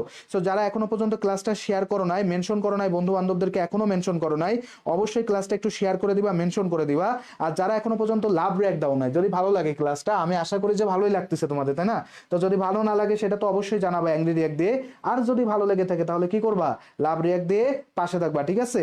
বিজলি বাসার আর্জেন্টিনা করে, সৈকত রয় আর্জেন্টিনা, বিজয়া রয় আর্জেন্টিনা, আবির হোসেন বলছে 10টি, নাইমা সুলতানা বলছে আর্জেন্টিনা, আরিশফা আচ্ছা ইনায়া বলি, ওকে, ইনায়া বলছে 11টি, ফাহিমা পারভিন ইনি বলছে 11টি, সরি ও বলছে 8টি, চাঁদনি বলছে 9-10টি, 9-10টি। আর 9-10টি দিলে হবে পরীক্ষার খাতায় যে 9-10টি এই কথা বললে হবে? হবে না কিন্তু। আরাফাত রহমান বলছে 10টি, ফাবিয়া জান্নাত লুপা বলছে 10টি, শিপা আক্তার ও ওকে ঠিক আছে, গোলালু, ঠিক আছে, আচ্ছা ঠিক আছে, ও গোলালুই। তামান্না ইসলাম তানহা বলছে 8টি, ফেরদাউস আলম তৃষা বি, নাইদা ইসলাম এ, প্যাপ্রি ইসলাম আলহামদুলিল্লাহ ব্রাজিল। এর আবার কি কথা হচ্ছে? নাইমা সুলতানা বলছে 10টি, আনেশা বৈদ্য বলছে 10টি, ওকে। সো রনি আক্তার বলছে 10টি, নাইদা ইসলাম, আরাফাত রহমান ভালো লাগলো, ভালো বেশি আছে, ঠিক আছে। তাবাসুম আক্তার মিম বলছে আছে এ, ঐশী রয় বলছে বি, প্রমি রয় বলছে B, very good. Farzana Yasmin Shaima বলছে 10টি, বিজয় রয় 10টি। খুব কনফিউজিং একটা কোশ্চেন, তাই না? দেখে মনে হচ্ছে কি না কি হবে, 10টি না 8টি, নাকি আসছে 9-10টি, নাকি আরো কত বেশি, তাই তো? নাকি এরকম মনে হচ্ছে, তাই না ভাইয়া? একটু বলে দিবে। রাষ্ট্র সংস্কারের বর্তমান কমিশন আছে 11টি। কয়টি কমিশন আছে? 11টি। মুখস্থ করে ফেলো, সুন্দর করে মনে রেখো। রাষ্ট্র সংস্কারের বর্তমান কমিশন আছে কয়টি? 11টি। রাষ্ট্র সংস্কারের বর্তমান কমিশন আছে 11টি। ওকে, এটা দেখে মনে হচ্ছে খুব কনফিউজিং একটা কোশ্চেন, বাট এটা আসতে পারে ভাইয়া, খুব গুরুত্বপূর্ণ একটা কোশ্চেন। রাষ্ট্র সংস্কারের বর্তমান কমিশন আছে কয়টি? 11টি। রাষ্ট্র সংস্কারের বর্তমান কমিশন সংখ্যা কয়টি? 11টি। 2-4-5 জন হয়তো পারছো, আন্দাজে দিলেও মারতে পারো অথবা না জেনেও মারতে পারো, বাট উত্তরটা কি হবে? পূজা বাড়ছে, পূজা বলছে ঘ, তাহলে উত্তরটা কি হবে? ঘ নাম্বার। কয়টি? 11টি। কয়টি হবে? 11টি, ঠিক আছে। এটা একটু সুন্দর করে ভাইকে জানাই দাও। বুঝতে পারছো না? ইনশাল্লাহ, ইনশাল্লাহ বুঝতে পারছো না? ওকে, চলো পরের কোশ্চেনটা তাহলে আমরা একটু সলভ করে ফেলি নাকি। রাষ্ট্র সংস্কারের কমিশন কয়টি? 11টি। একটু সুন্দর করে মনে রেখো, রাষ্ট্র সংস্কারের কমিশন কয়টি? 11টি। রাষ্ট্র সংস্কারের কমিশন কয়টি? 11টি। চিল্লায় বলো, পারবা না? ইনশাল্লাহ পারবা তো? রাষ্ট্র সংস্কারের কমিশন হচ্ছে 11টি। একজন বলছে শীতে আমার মেরুদণ্ডে হাড় ব্যথা হয়ে গেছে, ওর হাড় ব্যথা হয়ে গেছে, আর আমার ব্যাক পেইন হচ্ছে কয়দিন ধরে, বুঝছো? প্রচন্ড পরিমাণে ব্যাক পেইন হচ্ছে। সো যাই হোক, 11টিতে আমরা একটু চলে যাই সামনে। তোমরা হারাই যাও না, শীতকালে হারাই যাও না। কোন দেশের সঙ্গে বাংলাদেশের বাণিজ্যিক ঘাটতি সব থেকে বেশি? বাণিজ্যিক ঘাটতি সব থেকে বেশি। তার আগে একটু বলি বাণিজ্যিক ঘাটতি কি। বাণিজ্যিক ঘাটতি মানে হচ্ছে নেওয়া এবং দেওয়া, অর্থাৎ কি হচ্ছে ইম্পোর্ট এবং এক্সপোর্ট। এক্সপোর্ট মানে হচ্ছে দেওয়া, এক্সপোর্ট মানে কি দেওয়া, আর আছে ইম্পোর্ট মানে কি আনা, আমদানি করা, ঠিক আছে। আর দেওয়া আমদানি, আর আছে কি রপ্তানি। এক্সপোর্ট মানে কি রপ্তানি, রপ্তানি, আর একটা হচ্ছে আমদানি, বুঝছো? আমদানি। তো যখন হচ্ছে আমদানির পরিমাণটা সব থেকে বেশি থাকে, রপ্তানির পরিমাণটা কম থাকে, তখনই মূলত কি হয়? বাণিজ্যিক ঘাটতি হয়। এই বাণিজ্যিক ঘাটতির দরুন, এই বাণিজ্যিক ঘাটতির দরুন তোমরা হয়তো জানো যে একসময় একটা যুদ্ধ হয়েছিল, পপি যুদ্ধের নাম তো নিশ্চয়ই শুনেছো, তাই না? পপি যুদ্ধ, ঠিক আছে। পপি যুদ্ধ বলে একটা ছিল, পপি যুদ্ধ। এই যে যুদ্ধটা হয়েছিল, এই আফিম যুদ্ধের নাম শুনছো নিশ্চয়, আফিম যুদ্ধ নাম শুনছো? আফিম যুদ্ধ, আফিম যুদ্ধ যেটা হয়েছিল, এটা কেন হয়েছিল আফিম যুদ্ধ? এই আফিম যুদ্ধটা হয়েছিল মূলত আসলে বাণিজ্যিক ঘাটতির কারণে। বুঝছো? আফিম যুদ্ধটা হয়েছিল কেন? বাণিজ্যিক যুদ্ধে ঘাটতির কারণে, বুঝছো? চীনের সাথে ইউকের যুদ্ধ হয়েছিল। কেন এই চীন আর ইউকের যুদ্ধটা হয়েছিল? এটা আফিম যুদ্ধ ছিল, আফিম। ওকে, ইউকে। তো চীন কি করছে? চীন থেকে দেখা যাচ্ছে যে বিপুল পরিমাণে পণ্য চীনের ইউকে থেকে বাণিজ্য করা লাগতো, বুঝছো? ইউকে থেকে নিয়ে আসা লাগতো, অনেক পণ্য ইউকে থেকে নিয়ে আসা লাগতো। এখন নিয়ে আসার পরে তারা দেখতেছে যে এইভাবে টাকা যদি আমি ওদেরকে সব দিয়ে দিই, তাইলে আমরা কিভাবে বাঁচবো? আমাদের দেশে তো ঘাটতি হয়ে যাবে। এই বাণিজ্যিক ঘাটতির দরুন তখন চিন্তা করলো, আচ্ছা একটা কাজ করা যায়, আমরা ইউকে কে একটা জিনিস সরবরাহ করি, সেটা কি? আফিম, তাই না? আফিম, যে বঙ্কিমচন্দ্রের যে আফিম, নেশা দ্রব্য দিই। আর ইউকে আলারা দেখে যে আফিম তো প্রচন্ড পরিমাণে খাচ্ছে, এই যে একটা ব্যালেন্স, অর্থাৎ এরা পণ্য নিচ্ছে, এরা আফিম দিয়ে সেই পণ্যের ব্যালেন্স করতেছে, টাকা দিচ্ছে টাকা নিচ্ছে, টাকা দিচ্ছে টাকা নিচ্ছে। এটা হচ্ছে আফিম যুদ্ধ, বুঝছো? এটা হয়েছিল ইউকের সাথে চীনের। এখন দেখো এক্সপোর্ট আর ইম্পোর্টের এই যে ঘাটতি, এটাই হচ্ছে মূলত কি? এটাই হচ্ছে তোমার আছে বাণিজ্যিক ঘাটতি, ঠিক আছে? বাণিজ্যিক ঘাটতিটা ইনশাল্লাহ বুঝতে পারছো আশা করি। এখন বলি ভাইয়া, বাণিজ্যিক ঘাটতি বাংলাদেশের সাথে সব থেকে বেশি কার ভাই? চারিদিকে যেখানে যাই, মোবাইল কিনতে যাব, মোবাইল কিনতে গেছি, যাই শুনে কি ওপো কিনতেছি, যাই শুনতেছি কি রিয়েলমি কিনতেছি, যাই কি শুনতেছি, যাই শুনতে হাওয়াই ছিল, তারা গেছিল কি, তারা তাছাড়া বিভিন্ন ধরনের পণ্য আছে, রিয়েলমি, রেডমি কিনতেছি, শাওমি কিনতেছি, বিভিন্ন ফোন। এই ফোনগুলো আসতেছে কোন জায়গা থেকে? সবই তো ভাই চায়না, সবই কি মেড ইন চায়না। তো মেড ইন চায়না হলে নাই কোনো ভিত্তি, মেড ইন চায়না যার সৃষ্টি, বুঝছো কি বলছি? যার কোনো ভিত্তি নাই সেটাই আছে মেড ইন চায়না। তো মেড ইন চায়নার থেকে আমরা সব থেকে বেশি জিনিস নিয়ে আসি। যেমন ভারত থেকে কাঁচামাল নিলেও আমরা কিন্তু বেশ কিছু জিনিস প্রোডাক্ট কিন্তু ভারতকেও দিই। ওকে, পাকিস্তানের সাথে তো আমাদের তেমন একটা বাণিজ্য নাই, যেহেতু দূরে, একটু দূরে।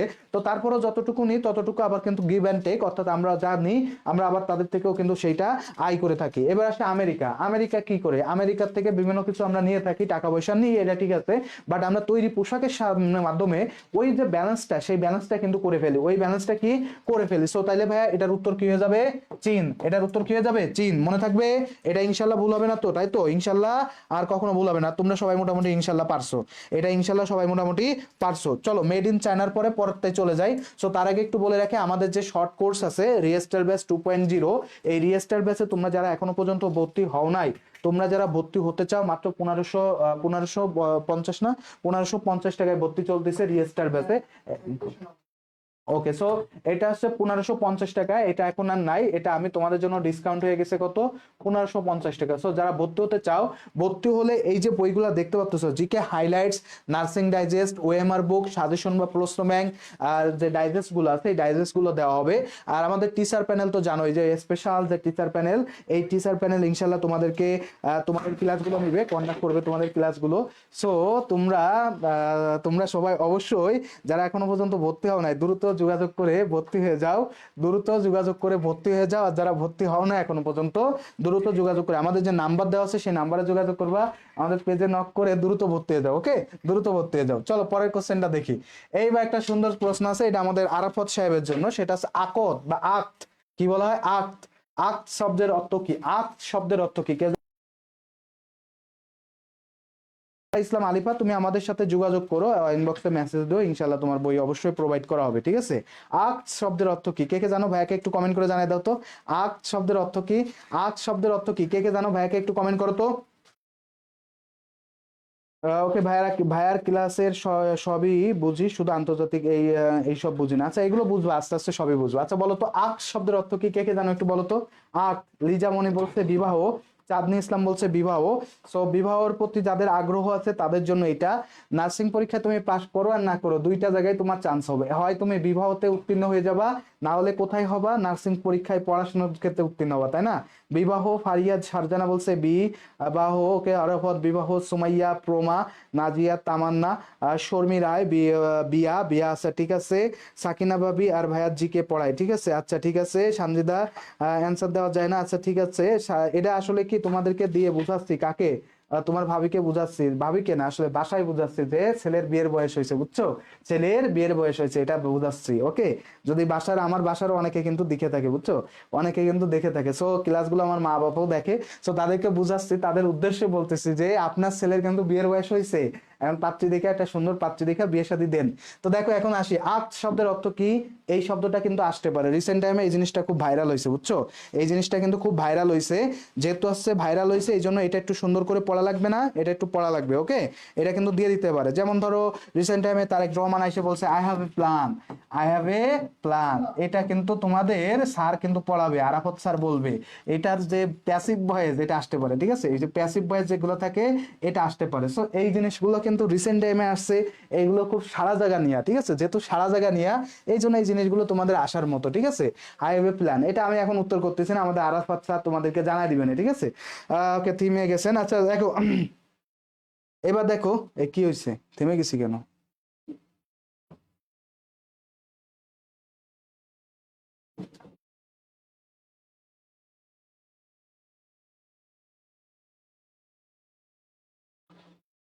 মোবাইল তো দেখেছে থেমে।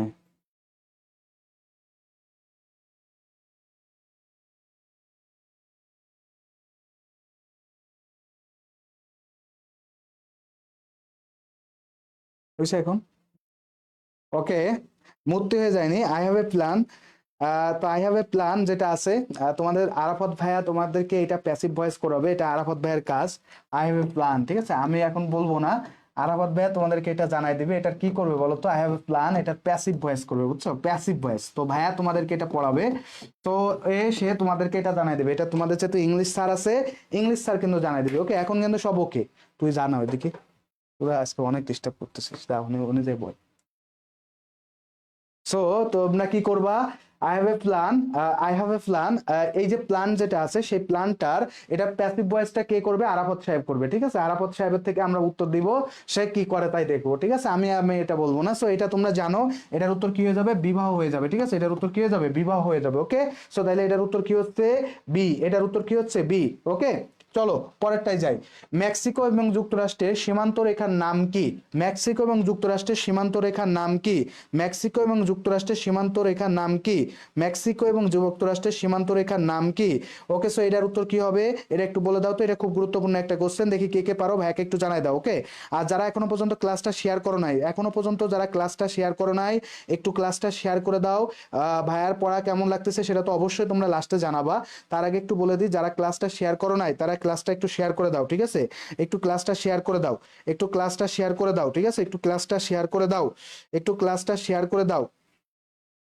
সো একটু বলো দেখি, মেক্সিকো এবং আমেরিকা অর্থাৎ যুক্তরাষ্ট্র এই দুইটার মধ্যে সীমান্তবর্তী যে রেখাটা আছে সেই রেখার নাম কি?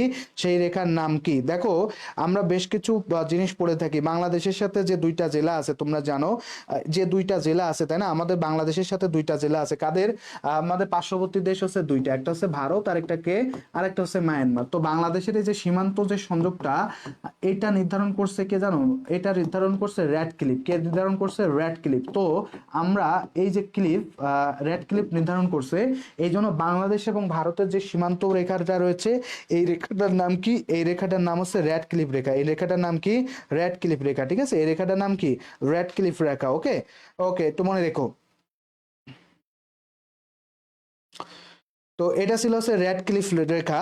এখন আসি আছে ভাইয়া, মূলত যেটা নিয়ে আলোচনা করতেছি সেটা হচ্ছে কি আমাদের যুক্তরাষ্ট্র এবং সেই সাথে সাথে কে? মেক্সিকো, এই দুইটা দেশের মধ্যে একটা সীমান্ত রেখা আছে, সেই সীমান্ত রেখার নাম কি? তো তোমরা যারা যারা যুক্ত আছো, ক্লাসটা মোটামুটি 41টা শেয়ার হয়েছে, 50টা শেয়ার করে দাও, আর ক্লাসটাই শেষ পর্যন্ত থাকা লাগবে। যারা চলে যাচ্ছ শীতের মধ্যে, যায় তোরা পা ঢুকায় ঘুমাবি, পরীক্ষার সময় যায় দেখবি ইন্নালিল্লাহি ওয়া ইন্নাইহি রাজিউন, কি হলো কি হলো। দেখো, এই সীমান্ত রেখা থেকে প্রতি বছরই ভাই একটা করে কোশ্চেন আসতেই থাকে। সো সীমান্ত রেখার এই কোশ্চেন গুলো একটু ভালো করে পড়বা। এর মধ্যে আসি ম্যাকমোহন সীমানা, এটা মূলত চীন আর ভারত এই দুইটা যে সীমান্ত রেখা আছে এই দুইটাকে বলা হয় ম্যাকমোহন সীমানা। রোলান যে সীমানাটা আছে এটা মূলত আসলে পাকিস্তানের সাথে আফগানিস্তান, পাকিস্তান এবং আফগানিস্তানের যে সীমানাটা আছে না, প্লাস আফগানিস্তান, এই আফগানিস্তানের একটা সীমানা আছে, আফগানিস্তান, এই আফগানিস্তানের যে সীমানাটা আছে এটার নাম হচ্ছে কি? ডোলাইন সীমানা। আর হিন্ডবার্গ সীমানা এইটা মূলত তৈরি করছিল হচ্ছে জার্মানরা। কারা তৈরি করছিল? জার্মানরা। বাট দেখা যাচ্ছে কি এই সীমানাটা মূলত ছিল হচ্ছে জার্মানির সাথে, এটা মূলত হচ্ছে জার্মানির একটা সীমানা, বাট জার্মানির সাথে ফ্রান্স এবং এখানে কোনো কায়দায় বেলজিয়ামও যুক্ত, বুঝছো। এই যে সীমানাটা ছিল এটা ছিল হচ্ছে বেলজিয়াম, বেলজিয়াম হচ্ছে ইউরোপের বাফার কান্ট্রি বলে, এটা ছিল হিন্সবার্গ সীমানা। আর ম্যাকমোহন যে লাইনটা আছে, সোনোরা, সোনোরা লাইন, সোনোরা লাইন, এটাই হচ্ছে যুক্তরাষ্ট্র এবং মেক্সিকোর সীমারেখা। সেনোরা লাইন, সেনোরা বা সনোরা লাইন যেটাই বলো, সনোরা লাইন, এটা কি? মেক্সিকো এবং যুক্তরাষ্ট্রের সীমান্ত রেখার নাম। এটা কি হবে? মেক্সিকো এবং যুক্তরাষ্ট্রের সীমান্ত রেখার নাম। তাহলে সঠিক উত্তর কি হয়ে যাচ্ছে ভাইয়া? সঠিক উত্তর হয়ে যাচ্ছে কিন্তু সনোরা লাইন। কি হয়ে যাচ্ছে? Sonora line. বোঝা গেছে? বুঝতে কষ্ট হয়েছে নাকি বুঝতে অসুবিধা আছে? বোঝা গেছে না? সবাই কি বুঝতে পারছো? কোনো সমস্যা আছে এটা বুঝতে? এই কোশ্চেন বুঝতে কি কারো কোনো অসুবিধা হয়েছে? ভাইয়ার এই কোশ্চেনটা বুঝতে কি কারো কোনো অসুবিধা হয়েছে? পড়ানো বুঝতে কি কারোর অসুবিধা হয়েছে? ইনশাল্লাহ পারা যাবে না? সীমান্ত দিয়ে যদি একটা কোশ্চেনও আসে ইনশাল্লাহ মিস দেবো না, ইনশাল্লাহ মিস দেবো না, সব পারি তাই না? ইনশাল্লাহ পারতে হবে, ঠিক আছে?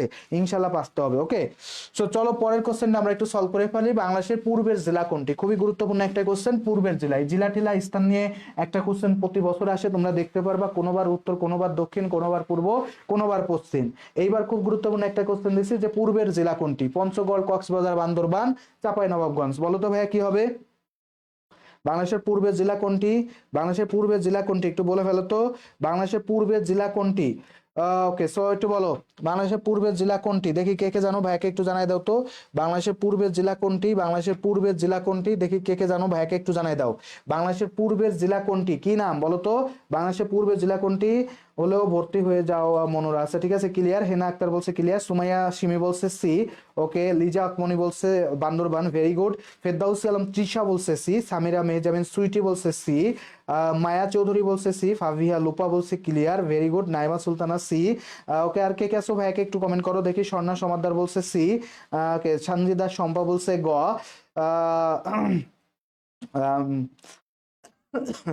আকত কেন পড়াইছি জানো? ওইটা দিয়ে আমার বাবা মাকে বুঝাই দিলাম। আমার বাবা মাও কিন্তু ক্লাস দেখে, সো ওদেরকে বাবা মাকে বুঝাই দিলাম যে ছেলের বয়স হয়েছে, ছেলেকে কিন্তু বিয়ে দেন, বুঝছো? ছেলেকে বিয়ে দেন, ছেলের বয়স হয়েছে, একটা পাত্রী দেখে, একটা ছেলেকে একটা সুন্দর পাত্রী দেখে বিয়ে দেন। এই কথাটা আমার বাবা মাও কিন্তু ক্লাস দেখে, আমার ক্লাস। তো তারা যদি ক্লাস দেখে তাহলে যাতে একটু অন্তত বোঝে যে না আসলে সে এসে বলতেছে যে বিয়ের এখন বয়স হয়েছে। সো বাবা মা তো বুঝতে চাচ্ছে না, এই জন্য বুঝাই দিলাম, ঠিক আছে? যাক, এখন আসো। হাবিবা আক্তার বলছে বান্দরবান, আবির হোসেন বলছে মিম ইসলাম, সবাই মোটামুটি সঠিক উত্তর দিচ্ছ। এটা পশ্চিমে হবে। ফাবিহা জান্নাত, ভেরি গুড, সাবাস, অনেক সুন্দর সুন্দর উত্তর হয়েছে, অনেক সুন্দর সুন্দর উত্তর হয়েছে। ওকে, ভেরি গুড। চলো দেখে আমরা একটু দেখে ফেলি। বান্দরবান হবে, বান্দরবান প্রমারয়। এটা সঠিক উত্তর কি হবে? বান্দরবান হয়ে যাবে, ঠিক আছে? পূর্বের স্থান হচ্ছে বান্দরবান। দক্ষিণ যদি বলে তাইলে হয়ে যাবে কক্সেস বাজার বা কক্সবাজার। উত্তর যদি বলে তাইলে হয়ে যাবে পঞ্চগড়। আর যদি বলা হয় পশ্চিম, পশ্চিমের কি হয়ে যাবে? পশ্চিম, পশ্চিম বললে হয়ে যাবে চাঁপাইনবাবগঞ্জ। কি হয়ে যাবে? চাঁপাইনবাবগঞ্জ। ওকে ওকে, সো এটা একটু সুন্দর করে মনে রাখবেন। স্যার আপনার পছন্দ নাই, আমার পছন্দ কি আছে? আমরা আছে বুলাবালা, এই যে পড়াচ্ছে এটাই শেষ, ঠিক আছে? আমাদের কোনো কোথাও কোনো পছন্দ নাই, আমাদের পছন্দ কে? বাবা মা, ঠিক আছে? যাক, এখন চলে আসি তাহলে। আমাদের এই সঠিক উত্তরটা বোঝা গেছে। এটা মনে রেখো, এটা কিন্তু উত্তর দক্ষিণ পূর্ব পশ্চিমে যে স্থানগুলো আছে ভাইয়া, স্থানগুলো দিয়ে প্রতি বছর একটা একটা কোর্সে কোশ্চেন আসে। ইনশাল্লাহ যদি আসে আমার ভাইয়া পুরো ইনশাল্লাহ আর মিস দিবে না, ইনশাল্লাহ আর মিস দিবে না। চলো পরের কোশ্চেনটা তাহলে আমরা একটু সলভ করে ফেলি। এটা মোটামুটি পারছো। এবার বাংলাদেশের সর্বপ্রাচীন জনপদের নাম কি? বাংলাদেশের সর্বপ্রাচীন জনপদের নাম কি? বাংলাদেশের সর্বপ্রাচীন জনপদের নাম কি? ঠিক আছে, এটা খুব গুরুত্বপূর্ণ একটা কোশ্চেন। বিগত বছরগুলোর তুলনায় এখন তো মারাত্মক লেভেলের গুরুত্বপূর্ণ একটা কোশ্চেন, বুঝছো? সবসময় মারাত্মক লেভেলের গুরুত্বপূর্ণ একটা কোশ্চেন। বাংলাদেশের বাংলাদেশের সবচাইতে প্রাচীন জনপদের নাম কি? বাংলাদেশের সবচাইতে প্রাচীন জনপদের নাম কি? কে কে জানো? ভাইয়াকে একটু কমেন্ট করবে তো, ভাইয়াকে একটু কমেন্ট করবে তো। বাংলাদেশের সবচেয়ে প্রাচীন জনপদের নাম কি? আর তোমরা যারা এখনো পর্যন্ত ভাইয়ের জন্য ক্লাসটা শেয়ার করো না, অবশ্যই ভাইয়ারা ক্লাসটা একটু শেয়ার করে দিবা, মেনশন করে দিবা। ক্লাসটা শেয়ার করে তুমি তোমার টাইম লাইনে রেখে দিতে পারো। কেন বলতেছি? টাইম লাইনে থাকলে কি হবে, পরবর্তীতে এই ক্লাসগুলোর এই যে কোশ্চেনগুলো পড়াচ্ছে, এখানে 20টা 25টা যে কোশ্চেনে আমি পড়াই, এই কোশ্চেনগুলো কিন্তু খুব ইফেক্টিভ হবে তোমার জন্য। ইফেক্টিভ কোশ্চেন বলেই কিন্তু তোমাদের জন্য পড়াচ্ছি। ইফেক্টিভ না হলে আমি কিন্তু কোনো কিছুই তোমাদেরকে পড়াই না, বুঝছো? আমি কিন্তু চাই না স্টুডেন্টের মাথার উপর প্রেশার দিয়ে ওই ভংচং জিনিসগুলো পড়ায় গল্প গুজব করে শেষ করে দিতে চাই। যে তুমি কিছু শেখো এখান থেকে, তুমি কিছু এখান থেকে শেখো। বাংলাদেশের সবচেয়ে প্রাচীন জনপদ একটু বলে দিই। বাংলাদেশের সবচেয়ে প্রাচীন স্থাপনা কিন্তু ওয়ারী বটেশ্বরে। বাংলাদেশের সবচেয়ে প্রাচীন স্থাপনা কিন্তু ওয়ারী বটেশ্বরে। বাট যদি বলা হয় জনপদের কথা, বাংলাদেশের সর্বপ্রাচীন জনপদের কথা যদি কেউ কখনো বলে, এখানে অনেকে উত্তর দিছে, যেমন আন্নিশা দিছে, শর্মী দিছে, আবির দিছে, প্রমা দিছে, শিপা দিছে, হাফিজা আক্তার দিছে, সাইদা আপু দিছে, হেনা দিছে, পূর্ণিমা দিছে, সুমাইয়া জান্নাত দিছে আপু, ভেরি গুড। সুমাইয়া সিমি আপু দিছে, প্রমা রয়, ভেরি গুড। তাহলে এটার উত্তর কি হয়ে যাবে? পুন্ড, ঠিক আছে? পুন্ড এটা মূলত কোন অঞ্চলে? এটা আছে বগুড়া। এটা কোথায়? বগুড়া, রাজশাহীতে। বগুড়া আর রাজশাহীতে। তো এখান থেকে মোটামুটি দুইটা জিনিস একটু বেশি আসে জনপদ থেকে, এটা একটু বেশি আসে। আসে। এর পাশাপাশি হরিকেল জনপদ, এটা বলতে কি বোঝায়? হরিকেল জনপদ বলতে কি বোঝায়? এটা হচ্ছে চট্টগ্রাম, পার্বত্য চট্টগ্রামের সাথে কি যুক্ত হয়ে যায়? চট্টগ্রাম আর সিলেট, এই দুইটা অঞ্চলের যে জনপদ সেটা ছিল হরিকেলের ভিতরে। আরেকটা ছিল সমতট, কি ছিল? সমতট। এই সমতটের মধ্যে চলে আসে কুমিল্লা আর নোয়াখালী। কুমিল্লার কু আর নোয়াখালীর নোয়া। নোয়াখালীর কেউ কি আছে এখানে? নোয়াখালী কি কেউ আছে? নোয়াখালী কেউ কি আছে? আর বঙ্গের মধ্যে কে ছিল? এই বঙ্গের মধ্যে আছে ঢাকা, আর একটা আছে রাজশাহী, ঢাকা সরি বরিশাল, আর একটা কি আছে? বরিশাল, বরিশাল, ঠিক আছে, একটু মনে রেখো, বরিশাল। ওকে, তো এই কোশ্চেন গুলো একটু বেশি আসে, যেগুলো আসে সেগুলো কিন্তু লিখে দিলাম। চট্টগ্রাম আর সিলেট হবে, বঙ্গ কি হবে ভাইয়া? এটার মধ্যে ঢাকা বরিশাল এই অঞ্চলগুলো আছে। বরিশালের আরেকটা নাম আছে চন্দ্রদ্বীপ, আরেকটা নাম কি? চন্দ্রদ্বীপ, আরেকটা নাম হচ্ছে চন্দ্রদ্বীপ। নরবটেশ্বরটা আছে নরসিংদীতে অবস্থিত, অরিবটেশ্বরটা আছে নরসিংদীতে অবস্থিত। তাহলে সঠিক উত্তরটা কি হয়ে যাবে? বি নাম্বারটা হয়ে যাবে কি ভাইয়া? সঠিক উত্তর। ওকে, ইনশাল্লাহ মনে থাকবে, তাই না? ইনশাল্লাহ, এটা বলবা না। চলো পরের কোশ্চেনটা। পিউ ইসলাম যুক্ত আছে, জান্নাতুল ফেরদাউস যুক্ত আছে, উপমা যুক্ত আছে, মায়া চৌধুরী যুক্ত আছে। চলো ভাই পরের কোশ্চেনটা দেখি। নারায়ণগঞ্জ কোন নদীর তীরে অবস্থিত? নারায়ণগঞ্জ কোন নদীর তীরে অবস্থিত? এই যে নদীর তীরে অবস্থিত, এই অবস্থানগুলো কিন্তু আসে ফারিয়া ফারজানার। আজকে লাইভে মনে হয় একটু সমস্যা চলতেছে আপুর। ঢাকা, বরিশাল, ফরিদপুর, ওই মাঝখানে যেটা আছে সেটা পুরোটাই ধরে নিবা। ঢাকাতে রাজশাহী পর্যন্ত, বরিশাল পর্যন্ত যা যা পাবা সবকিছু নিয়ে নিবা, ঠিক আছে? ওকে, সো চলো, কিশোরগঞ্জের মধ্যে মধ্যে আছে। ওকে ওকে ওকে, চলো ভাইয়া, ফ্রি ক্লাস কখন শুরু হয়? মোটামুটি আমাদের ক্লাসগুলো এটা আমাদের জানাই দেওয়া হয়, পেজটা ভালোভাবে ফলো করতে হবে, ঠিক আছে? শেপা হবে, শিপা হবে না, শেপা হবে। আচ্ছা, শেপা, শেপা, ঠিক আছে। আমার বোনের নাম শিপা, মানে শিপা বলতে শেপা, তো ওই একই নামেই ডাকি, ঠিক আছে? সাথী খাতুন বলছে সি, মৃত্তিকা ইসলাম বলছে শীতালক্ষ, রাইহান চৌধুরী বলছে কুড়িগ্রাম, কুড়িগ্রামের পর ফেরদাউসি আলম তৃষা বলছে সি, সুমাইয়া সিমি বলছে গ, সুমাইয়া সিমি গ, সঞ্জিদা শম্পা সি, তামান্না ইসলাম তানহা সি, শর্মি রায় শীতলক্ষা লিজা মণি, গুড়িগঙ্গা অর্পিতা রানী বর্মন বলছে সি, মায়া চৌধুরী বলছে সি, আনিশা বৈদ্য বলছে সি, শেফা বলছে সি, পূর্ণিমা দে বলছে বি আনসার। আচ্ছা, এখন তাহলে একটু উত্তরে চলে আসি। উপমা বলছে স্বর্ণা সমাদ্দার, সবার উত্তর হয়েছে। এখন যাই, করতোয়া গেল, বুড়িগঙ্গা, এটা সঠিক উত্তরটা আগে দিয়ে ফেলে, এটা হয়ে যাবে শীতালক্ষ্যা নদীর তীরে অবস্থিত। কোন নদীর তীরে অবস্থিত? শীতালক্ষ্যা নদীর তীরে অবস্থিত। বলো তো, করতোয়াটা আমি উত্তর দিব না, এটা তোমরা বলবা। বুড়িগঙ্গা হচ্ছে ঢাকা নদী, ঢাকায় ঢাকা আছে, বুড়িগঙ্গা নদীর তীরে অবস্থিত। পদ্মার উপরে আসছে চাঁপাই নবাবগঞ্জ আছে, আবার রাজশাহীর নামও আসে, চাঁপাই নবাবগঞ্জ, আবার রাজশাহী, চাঁপাই নবাবগঞ্জ, এর সাথে আবার কে আসে? রাজশাহী, বুঝছো? রাজশাহী, দুইটাই হচ্ছে পদ্মা। এখন আমি তোমাদের একটা রেখে দিছি, সেটা কি বলতো? করতোয়া। করতোয়া নদীর তীরে অবস্থিত কে কে কে জানো ভাইয়াকে একটু জানাই দাও তো। করতোয়া নদীর তীরে অবস্থিত জেলার নামটা কি? করতোয়াতে অবস্থিত, করতোয়া নদীর তীরে অবস্থিত জেলাটার নাম কি? ঠিক আছে, করতোয়া, করতোয়া যে নদীটা আছে এই নদীটার উপরে অবস্থিত জেলাটার নাম কি? ওকে, মেহেরিন নাহার মিনু আপু বলছে করতোয়া মহেস্থানগড়। আচ্ছা, মহেস্থানগড় কোথায় অবস্থিত তাইলে? মহেস্থানগড় হবে হচ্ছে বুড়িগঙ্গাতে, বুড়িগঙ্গা না, বগুড়াতে। তাহলে করতোয়া অবস্থিত হচ্ছে করতোয়ার তটে অবস্থিত জেলাটার নাম হচ্ছে বাগুড়া, ঠিক আছে? বগুড়া, ঠিক আছে, বগুড়া। ওকে, একটু মনে রেখো, করতোয়া নদীর তীরে অবস্থিত জেলাটার নাম কি? বগুড়া, বগুড়া। তাহলে এটা একটু সুন্দর করে মনে রাখতে হবে না, এটা কিন্তু পরীক্ষা আসে। করতোয়া হচ্ছে বগুড়া, করতোয়া রংপুরে না, করতোয়া হচ্ছে বগুড়াতে, ঠিক আছে ভাইয়া? এটা একটু সুন্দর করে মনে রেখো, এটা পরীক্ষায় আসার মতো একটা কোশ্চেন। যেহেতু আসার মতো একটা কোশ্চেন, উইথাউট আছে হুদাই জিনিসগুলো তো দিয়ে মাথা জামাবো না, তাই না? আমরা যেগুলো আসে সেগুলো পড়বো।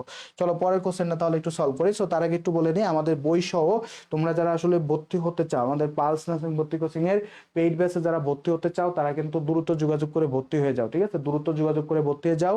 কোর্স ফি মাত্র 1550 টাকা, কোর্স ফি মাত্র 1550 টাকা।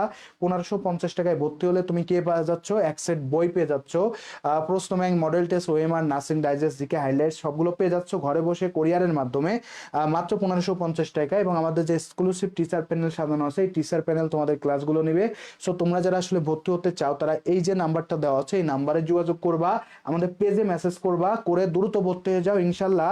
যেহেতু এই স্বল্প সময়, খুব বেশি সময় নাই, এই সময়ে ভালো একটা প্রিপারেশন নিতে চাইলে পালস তোমাদের সব থেকে নির্ভরযোগ্য একটা ঠিকানা হতে পারে। সো তোমরা যারা এক্সক্লুসিভ ক্লাসগুলো করতে চাও, খুব গুরুত্বপূর্ণ ক্লাসগুলো করতে চাও, ভালো ক্লাসগুলো করতে চাও, ভালো কিছু শিখতে চাও, ভালো জায়গায় যেতে চাও, তোমাদের জন্যই মূলত আসলে আমরা সবসময় ডেডিকেটেডলি পালস নার্সিং ভর্তি কোচিং এর যে টিম রয়েছে, আমাদের টিম ডেডিকেটলি কাজ করছে।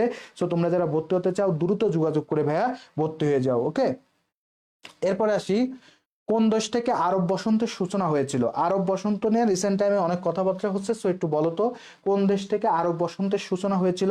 কোন দেশ থেকে আরব বসন্তের সূচনা হয়েছিল? Azerbaijan, Bahrain, Syria, Tunisia. একটু বলো তো ভাই, এটা উত্তর কি হবে? কোন দেশ থেকে আরব বসন্তের সূচনা হয়েছিল? আজারবাইজান, বাহরাইন, তিউনিসিয়া আর হচ্ছে সিরিয়া। কোন দেশ থেকে আরব বসন্তের সূচনা হয়েছিল? কোন দেশ থেকে আরব বসন্তের সূচনা হয়েছিল? ভাইয়াকে একটু জানাই দাও তো, কোন দেশ থেকে আরব বসন্তের সূচনা হয়েছিল? খুব সুন্দর করে বুঝি। আচ্ছা, very good, thank you. Meherima Nahar Minu বলছে তিউনিসিয়া, উপমা বলছে তিউনিসিয়া, চাঁদনি ইসলাম বলছে তিউনিসিয়া, ফারিয়া ফারজানা বলছে ডি, সামিরা মেহজাবিন সুইটি বলছে ডি, উর্মি রায় বলছে ডি মানে তিউনিসিয়া, সুমাইয়া সিমি বলছে ডি, ফেরদাউসি আলম তিশা বলছে ডি, ফাবিয়া জান্নাত লুপা তিউনিসিয়া, সাদি আফরিন তিউনিসিয়া, ইনাইয়া বলছে তিউনিসিয়া, নিশি বলছে তিউনিসিয়া, আনিশা বৈদ বলছে ডি। আর কে কে আছো? শেফা বলছে ডি। আর যে যে আছো ভাইয়াকে একটু কমেন্ট করে দাঁড়ানো দাও, দ্রুত জানিয়ে দাও সবাই। আর যারা ক্লাসটা এখনো পর্যন্ত টাইমলাইনে শেয়ার করো নাই, ক্লাসটা কিন্তু অবশ্যই একটু টাইমলাইনে শেয়ার করে রেখো, কারণ ক্লাসটা খুবই ইফেক্টিভ হবে তোমাদের জন্য। পূর্ণিমা, স্বর্ণা, হাবিবা, মিম, প্রমা, তারপরে লুবাবা জান্নাত যুক্ত হয়েছে ডি বলছো, very good. Lizamoni Tunisia, very good, সাবাস। মৃত্তিকা ইসলাম বলছে তিউনিসিয়া। আর কে কেছো ভাইয়াকে একটু জানাই দিবা, সবাই কমেন্ট জানাই দিবা। সো একটু বলি, আরব বসন্তের ফলেই কিন্তু ওই জায়গা থেকে স্বৈরাচারের পতন, বা আসলে আগে যে রাজতান্ত্রিক শাসন ব্যবস্থা ছিল সেটার যে কায়েম ছিল রাজতান্ত্রিক শাসন ব্যবস্থা, সেটার পতন শুরু হয়। সেটা কোন জায়গা থেকে শুরু হয়েছিল? তিউনিসিয়া থেকে শুরু হয়েছিল, বুঝছো? তিউনিসিয়া 2012 সালে সর্বপ্রথম এটা হয়, সো সেখান থেকে শুরু হয়। তাহলে আরব বসন্তের সূচনা হয় কোথা থেকে? তিউনিসিয়া থেকে। ওকে, চলো পরের কোশ্চেনটা দেখি। ওজোন স্তর বায়ুমণ্ডলের কোন স্তরে অবস্থিত? একটু খুব গুরুত্বপূর্ণ কোশ্চেন, পরীক্ষায় প্রচন্ড পরিমাণে আসে। ওজোন স্তর বায়ুমণ্ডলের কোথায় অবস্থিত? Troposphere, stratosphere, mesosphere, thermosphere. Ozone স্তর বায়ুমণ্ডলের কোথায় অবস্থিত? ওজোন স্তর বায়ুমণ্ডলের কোথায় অবস্থিত? টোপোস্ফিয়ারে, স্ট্র্যাটোস্ফিয়ারে, মেসোস্ফিয়ারে, থার্মোস্ফিয়ারে। বায়ুমণ্ডলকে, অর্থাৎ মাথার উপর যে বায়ু আছে, এটা 500 কিলোমিটার পর্যন্ত ধরা হয় বিস্তৃতি। বায়ুমণ্ডলকে ধরা হয়েছে 500 কিলোমিটার, তারও বেশি আছে, আসলে শেষ নাই তো, আকাশের কোনো শেষ নাই। 500। তো এটাকে মোটামুটি 4টে স্তরে ভাগ করে: troposphere, stratosphere, mesosphere, thermosphere. Troposphere মূলত আসলে 0 থেকে 15 কিলোমিটার পর্যন্ত টোপোস্ফিয়ার ধরা হয়, আর 15 থেকে 50 পর্যন্ত ধরা হয়েছে তোমার স্ট্র্যাটোস্ফিয়ারে। মেসোস্ফিয়ারে ধরা হয়েছে 50 থেকে 85 পর্যন্ত, আর 85 প্লাস হইলে সেটা থার্মোস্ফিয়ার, ঠিক আছে, এটা ধরা হয় থার্মোস্ফিয়ার। এরপর আরেকটা আছে আয়নোস্ফিয়ার, সেটা হচ্ছে 500 কিলোমিটারের বেশি হইলে সেটাকে বলে আয়নোস্ফিয়ার। ওকে, কোন জায়গা থেকে শুরু করবো? তো স্ট্র্যাটোস্ফিয়ার, ওকে, সন্ধ্যা তারা বলছে খ, সুমাইয়া খাতুন বলছে বি, অনু রয় বলছে বি, আবির হোসেন বলছিল ঘ, বিজয়া রয় ঘ, আদিত্য রয় ওরা মানে আগের কোশ্চেনে বলছে, ফেরদাউস আলম তৃষা ডি, ঐশী রয় বলছে বি, মেরিন আক্তার নাহার মিনু বলছে বি, রিমি মনি বলছে আয়া পাইলে কই আছে, ইয়া পাইলে কই, শিপা আক্তার বলছে বি, আবির হোসেন বলছে বি, পূর্ণিমা দে এ, জান্নাতুল ফেরদাউস বি, বিজয়া রয় খ, লিজা আক্তার বলছে এ, নাজিয়া সুলতানা জান্নাত বলছে খ, স্বর্ণা সমাদ্দার বলছে এ। আর কে কেছো ভাইয়াকে একটু কমেন্ট করবা। ফেরদাউস আলম তিশা বলছে ভি, তামান্না ইসলাম তানহা বলছে বি, প্রমা রয়, সৈকত রয়, ইনাইয়া, শর্মি রায়, চাঁদনি, সাদি আফরিন, হেনা, মুক্তি। তারপরে আরো যারা যারা আছে সবাই একটু কমেন্ট করে জানাই দাও। আরো এখনো যারা যারা কমেন্ট করো নাই অবশ্যই ভাইয়াকে। লুবাব আক্তার জান্নাত বলছে বি, ভেরি গুড। তাহলে এটা সঠিক উত্তরটা কি হয়ে যাবে? এই স্ট্র্যাটোস্ফিয়ার। এই ওজোন স্তরের মূল কাজ কি? ওজোন স্তরের সংকেতটা কি জানো? O3। ওজোন স্তরের সংকেতটা কি? O3। এটার কাজ কি? এটা হচ্ছে ইউভি রেকে শোষণ করে, ইউভি রে শোষণ করে। এই ইউভি রে যদি শোষণ না করতো আমাদের সবার ক্যান্সার হইতো, তাই না? ইউভি রের কারণে কি হয়? ক্যান্সার হয়। এই যে ক্যান্সারের ভয়াবহতা হচ্ছে, এটার কারণ কি? এটার মূল কারণ হচ্ছে ওজোন স্তরের ক্ষয়। এই ওজোন স্তর ক্ষয় হয়েছে কেন? এই ওজোন স্তর ক্ষয় হওয়ার বেশ কিছু কারণ আছে, বাট মূল কারণ হচ্ছে সিএফসি, ক্লোরোফ্লোরোকার্বন এসির কারণে বেশি হয়। ক্লোরোফ্লোরোকার্বন, এই ক্লোরোফ্লোরোকার্বনের কারণে ওজোন স্তর ক্ষয় হচ্ছে বেশি, ওজোন স্তর ক্ষয় হচ্ছে বেশি। কথাগুলো একটু মনে রেখো, প্রত্যেকটা কথা গুরুত্বপূর্ণ। নীলাঞ্জনা, পলি, হাবিবা, লিজা, সুমাইয়া, মুক্তি, আমি যে কথাগুলো বলছি প্রত্যেকটা কথা গুরুত্বপূর্ণ। ওজোন স্তর ক্ষয় হচ্ছে কেন? ওজোন স্তর ক্ষয় হচ্ছে সিএফসি, ক্লোরোফ্লোরোকার্বনের কারণে, ক্লোরোফ্লোরোকার্বনের কারণে। ওকে, এই কথাগুলো একটু সুন্দর করে মনে রেখো, ঠিক আছে? প্রত্যেকটা খুব সিরিয়াস মোমেন্টের কথা বললাম, এবং এই কথাগুলো থেকে পরীক্ষায় এই ওজোন স্তর, এই যে আকাশ বাতাস নিয়ে প্রতি বছর একটা করে কোশ্চেন আসে ভাইয়া, প্রতি বছর একটা করে কোশ্চেন আসে। তো ইনশাল্লাহ পারবা, আশা করি যে ইনশাল্লাহ পারবা। পারবা তো ভাইয়া?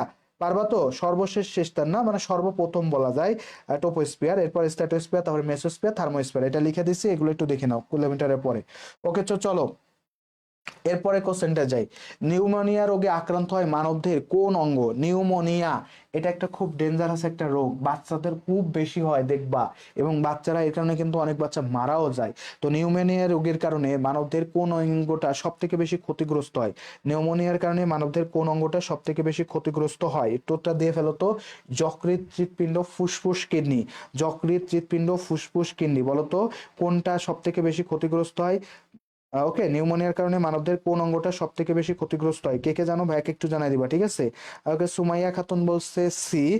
সুমাইয়া খাতুন। মিলি রহমান বলছে সি। সাদিয়া আফরিন অতিরি। উপমা বলছে ফুসফুস। শর্মি রায় ফুসফুস। সানজিদা শম্পা বলছে সি। আর কে কে আছো ভাই একটু দ্রুত উত্তর দিয়ে দিবা ভাইয়াকে। নিউমোনিয়া এই রোগটার কারণে কি হয়? ফেরদাউসি আলম তৃষা বলছে সি। সানজিদা শম্পা, আবজিতা রয়, তামান্না জান্নাত তানহা, ইনশাল্লাহ, সাদিয়া আফরিন ফুসফুস। ভেরি গুড, সাবাস। সবারই উত্তর চাচ্ছে, সবাই একটু উত্তর দাও, ঠিক আছে? সবাই একটু উত্তর দাও। কয়েকটা রোগের কথা একটু বলি। হেপাটাইটিস নামটা একটু শুনবা, হেপাটাইটিস। হেপাটাইটিস, ঠিক আছে? হেপাটাইটিস। হেপাটাইটিস এই রোগটা হয় কেন? এই রোগটা কোথায় হয়? এই রোগটা হয় কিন্তু যকৃতে। কোথায় হয়? যকৃতে, বুঝছো? এই রোগটা হয় কোথায়? যকৃতে। এই রোগটা হয় কোথায়? যকৃতে। ওকে, এটা একটু সুন্দর করে মনে রেখো, যকৃতে হয়। এই রোগটা কোথায় হয়? কৃষ্ণা বিশ্বাস বলছে ফুসফুস। বিজয়া রয়, মৃত্তিকা, তারপরে ফাবিহা, স্বর্ণা, পূর্ণিমা, প্রমা, সাদিয়া, আরো আয়েশা সিদ্দিকা, আশা আপু বলছে, সুমাইয়া আক্তার আপু বলছে ফুসফুস। মুক্তি, হাবিবা, হেনা আপু বলছে সি। মুক্তি ইসলাম, তারপরে লিজা, শারমিন, তামান্না, সুমাইয়া আপুরা সবাই মোটামুটি উত্তর দিচ্ছে। সামিরা মেজামিন সুইটি, রিমা মনি বলছে সি। ভেরি গুড, সাবাস, সবারই উত্তর হয়েছে ভাইয়া। প্রাফরি ইসলাম ফুসফুস। ভেরি গুড ভাইয়া, এটা সঠিক উত্তর কি হয়ে যাবে? ফুসফুস। ওকে, ফুসফুস। এবার আসি কিডনি। কিডনি তো জানো যে কিডনি বিকল হওয়ার অনেক কারণ আছে। বিষের কারণেও কিন্তু কিডনি নষ্ট হয়ে যেতে পারে। হঠাৎ করে সাডেনলি দেখবা বিষ আছে, বিষের কারণে কিডনি নষ্ট হয়ে যাচ্ছে। সো লিভার আর কিডনি এই দুইটা, যকৃৎ, এই দুইটা রোগ বেশি হয়। একটা আছে যকৃতে হেপাটাইটিস, এটা আছে লিভার সিরোসিস ঘটায়। লিভার সিরোসিস মানে লিভারের সমস্যা করে আর কি, বুঝছো? আর ফুসফুসে কি হয়? নিউমোনিয়া হয়। ফুসফুসে কি হয়? নিউমোনিয়া হয়। ওকে, তো নিউমোনিয়া কোথায় হয় তাইলে? নিউমোনিয়া হয় বেসিক্যালি আছে ফুসফুসে। কোথায় হয়?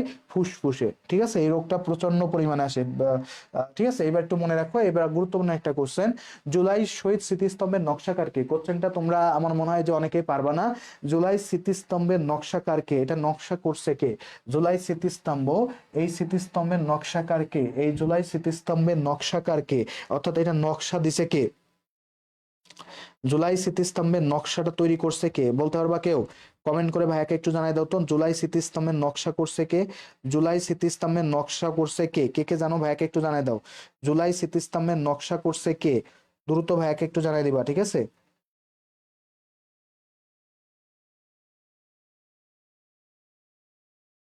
আমার নাম কিয়া। আচ্ছা, কিয়া, হেনা না? কিয়া। তো ও কিয়া হেনা দিছে। হেনা, হেনা দেওয়ার পর আমি ভাবতেছি যে ওই যে একটা গান আছে না, চলে যায় পাখি, চলে যায়, ওই কি যেন, মনের পিঞ্জরও ছেড়ে পাখি চলে যায়, ঠিক আছে? আমার নাম হচ্ছে হেনা, আমার নাম হচ্ছে কিয়া। আচ্ছা ঠিক আছে, কিয়া, কিয়া বলছো। আচ্ছা, যেহেতু নাম আছে, যেটা দেওয়া আছে আমি সেটাই বলছি আর কি, বুঝছো?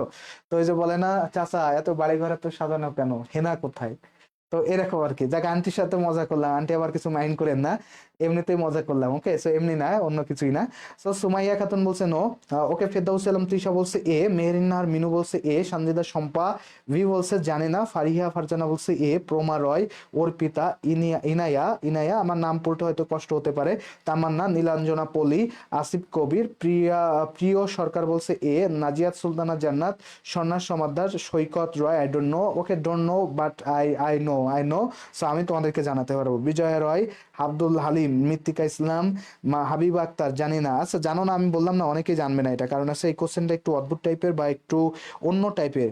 ওকে, সাবজেক্ট ক্লাস হইতেছে, সাবজেক্ট না, এটা আসলে কোশ্চেন সলভ হচ্ছে জিকে, বুঝছো? এটা জিকে ক্লাস হচ্ছে। তো এটার উত্তর হয়ে যাবে আব্দুল হালিম চঞ্চল। কে হয়ে যাবে? আব্দুল হালিম চঞ্চল। ওকে, এটার উত্তর হয়ে যাবে আব্দুল হালিম চঞ্চল। একটু মুখস্থ করে রাখো। আজকে একেবারে আমার সাথে সাথে বলো, জুলাই স্মৃতিস্তম্ভের নকশাকার আব্দুল হালিম চঞ্চল। জুলাই স্মৃতিস্তম্ভের নকশাকার আব্দুল হালিম চঞ্চল। জুলাই স্মৃতিস্তম্ভের নকশাকার আব্দুল হালিম চঞ্চল। জুলাই স্মৃতিস্তম্ভের নকশাকার আব্দুল হালিম চঞ্চল। মনে থাকবে, 2-4 বার পড়ো, মাথার মধ্যে থেকে যাবে, ঠিক আছে? মাথার একটা কোনায় থাকলেও ইনশাল্লাহ থাকবে, হাইপোথ্যালামাসের একটা বিন্দুতে থাকলেও থাকবে, ঠিক আছে? একটু গিলুতে থাকলেই হচ্ছে, ঠিক আছে? আয়েশা সিদ্দিকা আশা বলছে আব্দুল হালিম চঞ্চল, ভেরি গুড। তাহলে মনে রাখবা এটা, ঠিক আছে? আমরা কি কি বললাম তাইলে ভাইয়া? যদি তোমার এই কোশ্চেনটা আসে যে ভাইয়া বলে জুলাই স্মৃতিস্তম্ভের নকশাকার কে, পারবা না? ইনশাল্লাহ পারবা তো ভাইয়া? এটা খুব আনকমন একটা জিনিস, মনে হতে পারে ভাই কোন জায়গা থেকে কোন জায়গায় চলে আসলাম, বাট এটা হচ্ছে মাহফুজা আমিন বলছে, আমাদের নাম বলেন না কেন? মমোজান, মমোজান আমি পড়লাম, আচ্ছা নাম হয়তো সামনে আসে না এই জন্য পড়তে পারি নাই। আব্দুল হালিম চঞ্চল, ঠিক আছে ভাইয়া, এটার উত্তর কি হয়ে যাবে? আব্দুল হালিম চঞ্চল। চলো পরের কোশ্চেনটা দেখি।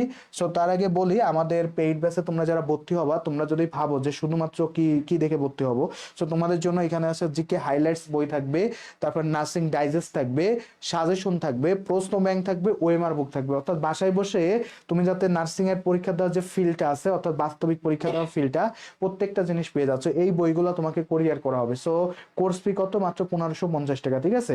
1550 টাকা।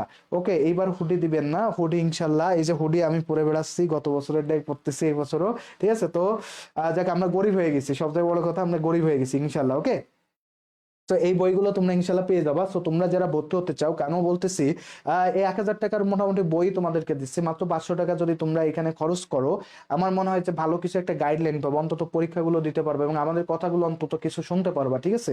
অন্তত কথাগুলো শুনলে বেশ কিছু জিনিস কিন্তু আসলে শিখতে পারবা, ঠিক আছে? ভাইয়া ক্লাস কয়টায় শেষ হবে? আমরা যখন পেইড বেসের ক্লাস নিই, আমাদের ক্লাসের কোনো নির্দিষ্ট কোনো টাইম টেবিল থাকে না। টাইম থাকে না কেন? শুরুর টাইমটা আছে যে ভাই আজকে 3টায় নিব বা 5টায় নিব, এই টাইমটা থাকে, ঠিক আছে? এই টাইমটা থাকে, বাট এই টাইমটা থাকে, কিন্তু কখন শেষ হবে এই টাইমটা কখনো থাকে না। হয়তো ক্লাসটা 2 ঘন্টাও হতে পারে, আবার বেশিও হতে পারে, আবার কম লাগলে 1.5 ঘন্টায় শেষ হয়। তবে আমরা চেষ্টা করি 1.5 ঘন্টার মধ্যে শেষ করার। সো যতক্ষণ শেষ না হবে ততক্ষণ ক্লাস কন্টিনিউ হতে থাকবে, ঠিক আছে? কন্টিনিউ হবে। ওকে, সো যারা যারা ভর্তি হতে চাও এখনই আমাদের পেজে নক করো, অথবা আমাদের যে নাম্বার দেওয়া আছে সেই নাম্বারে যোগাযোগ করে কিন্তু ভাইয়া এখনই তোমার ভর্তি কিন্তু ইনশিওর করে ফেলো। ওকে, চলো পরের কোশ্চেনটা তাহলে একটু সলভ করে ফেলি। শহীদ উসমান হাদি, তোমরা জানো খুব রিসেন্ট এই ঘটনাটা ঘটেছে এবং বাংলাদেশের জাতীয় আবেগে এটা খুব লেগেছে। আমরা সবাই জানি শহীদ উসমান হাদি কোন সংগঠনের মুখপাত্র ছিলেন।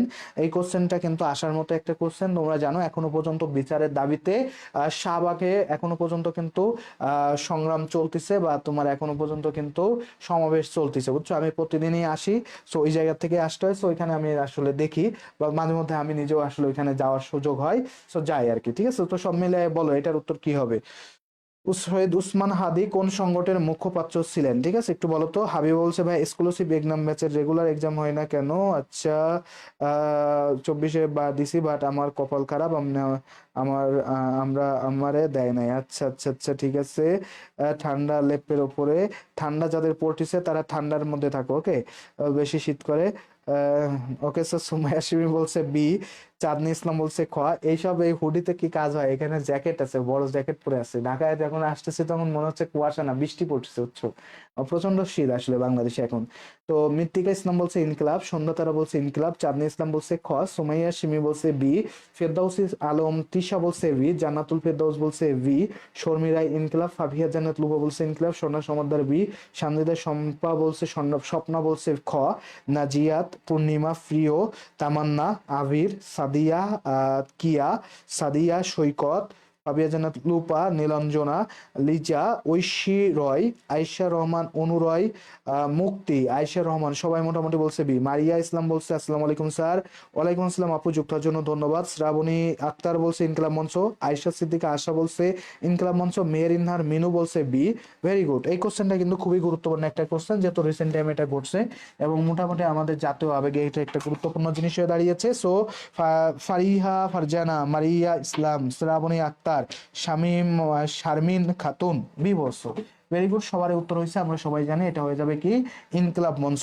ইনকিলাব মঞ্চের যে জিন্নাত তুফা, তারপর সীমা যুক্ত আছে, হাবিবা আক্তার যুক্ত আছে। ভেরি গুড, সাবাস। ইনকিলাব মঞ্চ হবে উত্তরটা, কি হয়ে যাবে? ইনকিলাব মঞ্চ হয়ে যাবে, ঠিক আছে? চলো পরের কোশ্চেনটা তাহলে একটু সলভ করে ফেলি। এবারে 21শে পদক ও স্বাধীনতা পদকের প্রবক্তা কে? 21শে পদক এবং স্বাধীনতা পদক, এটা প্রবর্তক কে? এটা প্রবর্তন করেছে কে? একটু বলতে পারবা? ফার্স্ট অফ অল প্রথম আছে আবু সাইদ চৌধুরী, এস এম সায়েম, জিয়াউর রহমান, শেখ মুজিবুর রহমান। বলো তো এটা কে হবে? ব্যাকে একটু জানাই দাও, এটা কে হবে একটু বলে ফেলো তো। এটা কি হবে ভাইয়াকে একটু জানাই দাও। এবং সর্বশেষ, আজকের দিনে সর্বশেষ ক্লাসের কিন্তু একেবারে শেষ পর্যায়ে চলে আসছে, বুঝছো? এটা সঠিক উত্তর কি হবে বলো তো? দেখি কে কে পারো, ভাইয়াকে একটু জানাই দাও। তো তোমাদেরকে একটু বলি, যারা এখনো পর্যন্ত ক্লাসটা শেয়ার করো না, অবশ্যই ক্লাসটা একটু শেয়ার করবা। ঘুমায় গেছিলাম, সরি, ক্লাস করতে করতে ঘুমায় গেছিলাম। কি আমি কি ঘুম পাড়ানো গান গাচ্ছি নি? ঘুম পাড়ানো মাসি পিসি কাদের বাড়ি আসো, মোদের বাড়ি চলে আসো, এইসব গান গাচ্ছি আমি এখানে, যে ঘুমায় গেছিস, হ্যাঁ? ওকে, যাক। ঠান্ডাতে ঘুম আসে কারোর? আমার তো ঘুম আসে না, আমার তো হাত পা ঠান্ডাই ঠান্ডাই থাকে সবসময়। ওকে, তো ফেরদাউসি আলম তিশা বলছে সি, মারিয়া ইসলাম বলছে গ, চাঁদনি ইসলাম বলছে গ, সন্ধ্যাতারা আবু সাইদ চৌধুরী, সোমাইয়া সিমি বলছে জিয়াউর রহমান, উম্মে জান্নাতুল বলছে সি, উপমা বলছে জিয়াউর রহমান, নাজিয়াত সুলতানা জান্নাত বলছে গ, মাহফুজা আমিন বলছে এ, সানজিদা সম্পদ সি, তামান্না ইসলাম তানহা বলছে সি, ঐশী রয় বলছে ভ্যা সি। ওকে, নাজিয়াত জান্নাত সুলতানা জান্নাত বলছে জিয়াউর রহমান, ও শর্মি রায়, জিয়াউর রহমান, শারমিন খাতুন বলছে জিয়াউর রহমান, স্বর্ণা সমাদ্দার বলছে সি। ওকে, আরো যারা যারা আছো ভাইয়াকে একটু ক্লাসটা একটু দ্রুত জানাই দাও ভাইয়াকে, এবং সেই সাথে সাথে ক্লাসটা অবশ্যই টাইম লাইনে রেখে দিও। আমি আবারও বলতেছি, কারণ হচ্ছে ক্লাসটা তোমাদের জন্য খুব ইফেক্টিভ হবে, বুঝছো? আয়েশা সিদ্দিকা, আশা মুক্তি, সামিরা ইসলাম, আলিফা, লিজামণি, পূর্ণিমা দে, সবাই মোটামুটি সঠিক উত্তর করেছে এবং সবারই উত্তর মোটামুটি ভালোই হয়েছে, বুঝছো? ভালো হয়েছে মানে ভালোই হয়েছে। প্রিয় সরকার সি হবে ভাইয়া, থ্যাংক ইউ ভাইয়া। এক্সক্লুসিভ কে হাবিবা তুমি নক দিও, আমাদের কে নক দিও, ঠিক আছে? আমাদেরকে নক দিও ইনশাল্লাহ। ওকে, হাবিব আক্তার বলছে বি। সো এটার উত্তর কিন্তু হয়ে যাবে জিয়াউর রহমান, ঠিক আছে? যেখানে এখন জিয়াউর রহমান দেখবা উত্তরটা তাই দিয়ে আসবা, ঠিক আছে? একটু মনে রেখো, যেখানে এখন জিয়াউর রহমান দেখবা উত্তরটা কিন্তু তাই দিয়ে আসবা। সৈকত রায় সি, রিমা মনি, শ্রাবণী আক্তার, প্রিয় সরকার বলছে পাপড়ি ইসলাম, শর্মি রায়, যেখানে এখন জিয়াউর রহমান দেখবা সেখানে আর দ্বিতীয় কোনো কথা ভাইয়া নাই। নাহারবিন, ওকে ভাইয়া, নাহারবিন বলছে সি। একদম বরফ হয়ে গেছে। চলো, শিমলা আক্তার বলছে ইনকলাব মঞ্চ। আচ্ছা চলো একটু বলি, ভর্তি হতে কল করতে হবে আমাদের যে নাম্বারগুলো আছে, এই নাম্বারে আমাদের শেষ সময় প্রস্তুতির জন্য রেজিস্টার ব্যাচ 2.0 কোর্স ফি এখন 1550 টাকা, নট 1616, এখন কত? 1550 টাকায় তুমি ভর্তি হতে পারবা। সো তোমরা যারা ভর্তি হতে চাও তোমরা অবশ্যই যোগাযোগ করো, আর তোমাদেরকে অবশ্যই ধন্যবাদ। এখন আমি তোমাদের থেকে একটু ফিডব্যাক নেই। ফিডব্যাকটা কি, তোমাদের ক্লাসটা কেমন লাগছে সেটা আমাকে একটু জানাই দাও। ক্লাসটা তোমাদের কেমন লাগছে সেটা আমাদেরকে একটু জানাই দাও। ক্লাসটা তোমাদের কেমন লাগছে সেটা একটু জানাই দাও আমাদেরকে। ক্লাসটা এখন তোমাদের কেমন লাগছে সেটা অবশ্যই আমাদেরকে একটু জানাই দিবা। আজকের ক্লাসটা তোমাদেরকে কেমন লাগছে? ক্লাসটা যদি ভালো লেগে থাকে তাহলে অবশ্যই একটু শেয়ার করে রেখো, এবং সেই সাথে সাথে বলবো যে তোমরা অবশ্যই যারা এখনো পর্যন্ত লাভ রিয়াক্ট দাও নাই, ভালোবাসার রিয়াক্ট দাও নাই ভাইয়াদেরকে, তা অবশ্যই একটু ভালোবাসার রিয়াক্ট দিয়ে দিবা। তাই ওকে, সো বড় পায়, আচ্ছা হ্যাঁ, ও হয়তো বা হতে পারে, ওর ভিটামিনের অভাব আছে এই জন্য হতে পারে। ওকে, সো শামিমা সুমাইয়া খাতুন, খুবই ভালো। আর যারা যারা ভর্তি হতে চাও, তোমরা যারা আসলে পালস নার্সিং ভর্তি কোচিং এর আমাদের পেইড ব্যাচের রেজিস্টার ব্যাচ 2.0 তে ভর্তি হতে চাও, তারা এক্ষুনি পেজে নক করতে পারো, অথবা নাম্বার যেটা আছে সেটাতে যোগাযোগ করো। 1550 টাকায় ঘরে বসে প্রস্তুতি নিতে পারবা, যেখানে বই সহ সব ধরনের ম্যাটেরিয়ালস তোমাদেরকে প্রোভাইড করা হচ্ছে। সবকিছুই তোমাদেরকে ইনশাল্লাহ দেওয়া হবে। সো যারা ভর্তি হতে চাও, কে কে ভর্তি হবে সেটাও জানাতে পারো, এবং যে যে ভর্তি হতে চাও শেষে দ্রুত যোগাযোগ করে ভর্তি হয়ে যাও। একটা গান হবে না? ঐশী রয় বলছে ভাই ক্লাস শেষে একটা গান হবে না? গান হচ্ছে, আমি একটা গানই পারি আপু, সেই গানটা হচ্ছে বুকটা ফেটে যায়, বুকটা ফেটে যায়, আমার বন্ধু যখন বউ লইয়া আমার বাড়ির সামনে দিয়া রঙ্গ করে হেঁটে যায়, বুকটা ফেটে যায়, বুঝছো? আর একটা পারি, সেটা হলো এমন গান যে ও সকিনা গেছুস কিনা ভুইলা আমারে, মুই এখন রিক্সা চালাই ঢাকা শহরে, বুঝছো? এই ধরনের গানগুলোই পারি, এছাড়া আর কিছু পারি না, ঠিক আছে?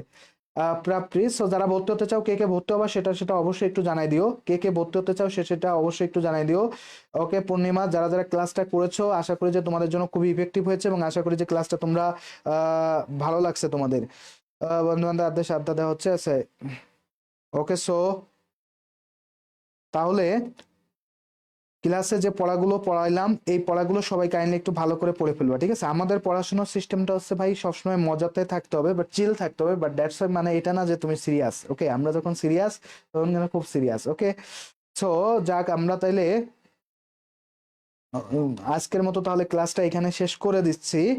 আম, আমরা অবশ্যই, ছেলেরা চায় না যে সে রিক্সা চালাক, আমরা চাই না যে সেই মেয়েটা ঘরের মধ্যে বসে থাকুক অর্থাৎ হাড়ি পাতিল মাজুক। আমরা চাই তোমরা পরিশ্রম করো, একটা ভালো জায়গায় যাও। ইনশাল্লাহ পরিশ্রম করলে আল্লাহ পরিশ্রমীদের মূল্যায়ন দিবে, আল্লাহ তোমাদেরকে অবশ্যই ভালো কিছু দিবে।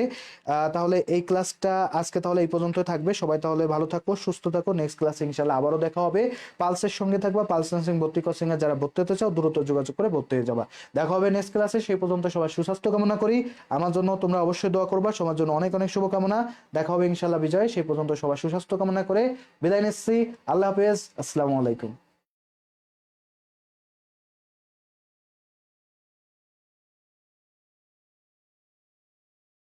হয়েছে? করবো?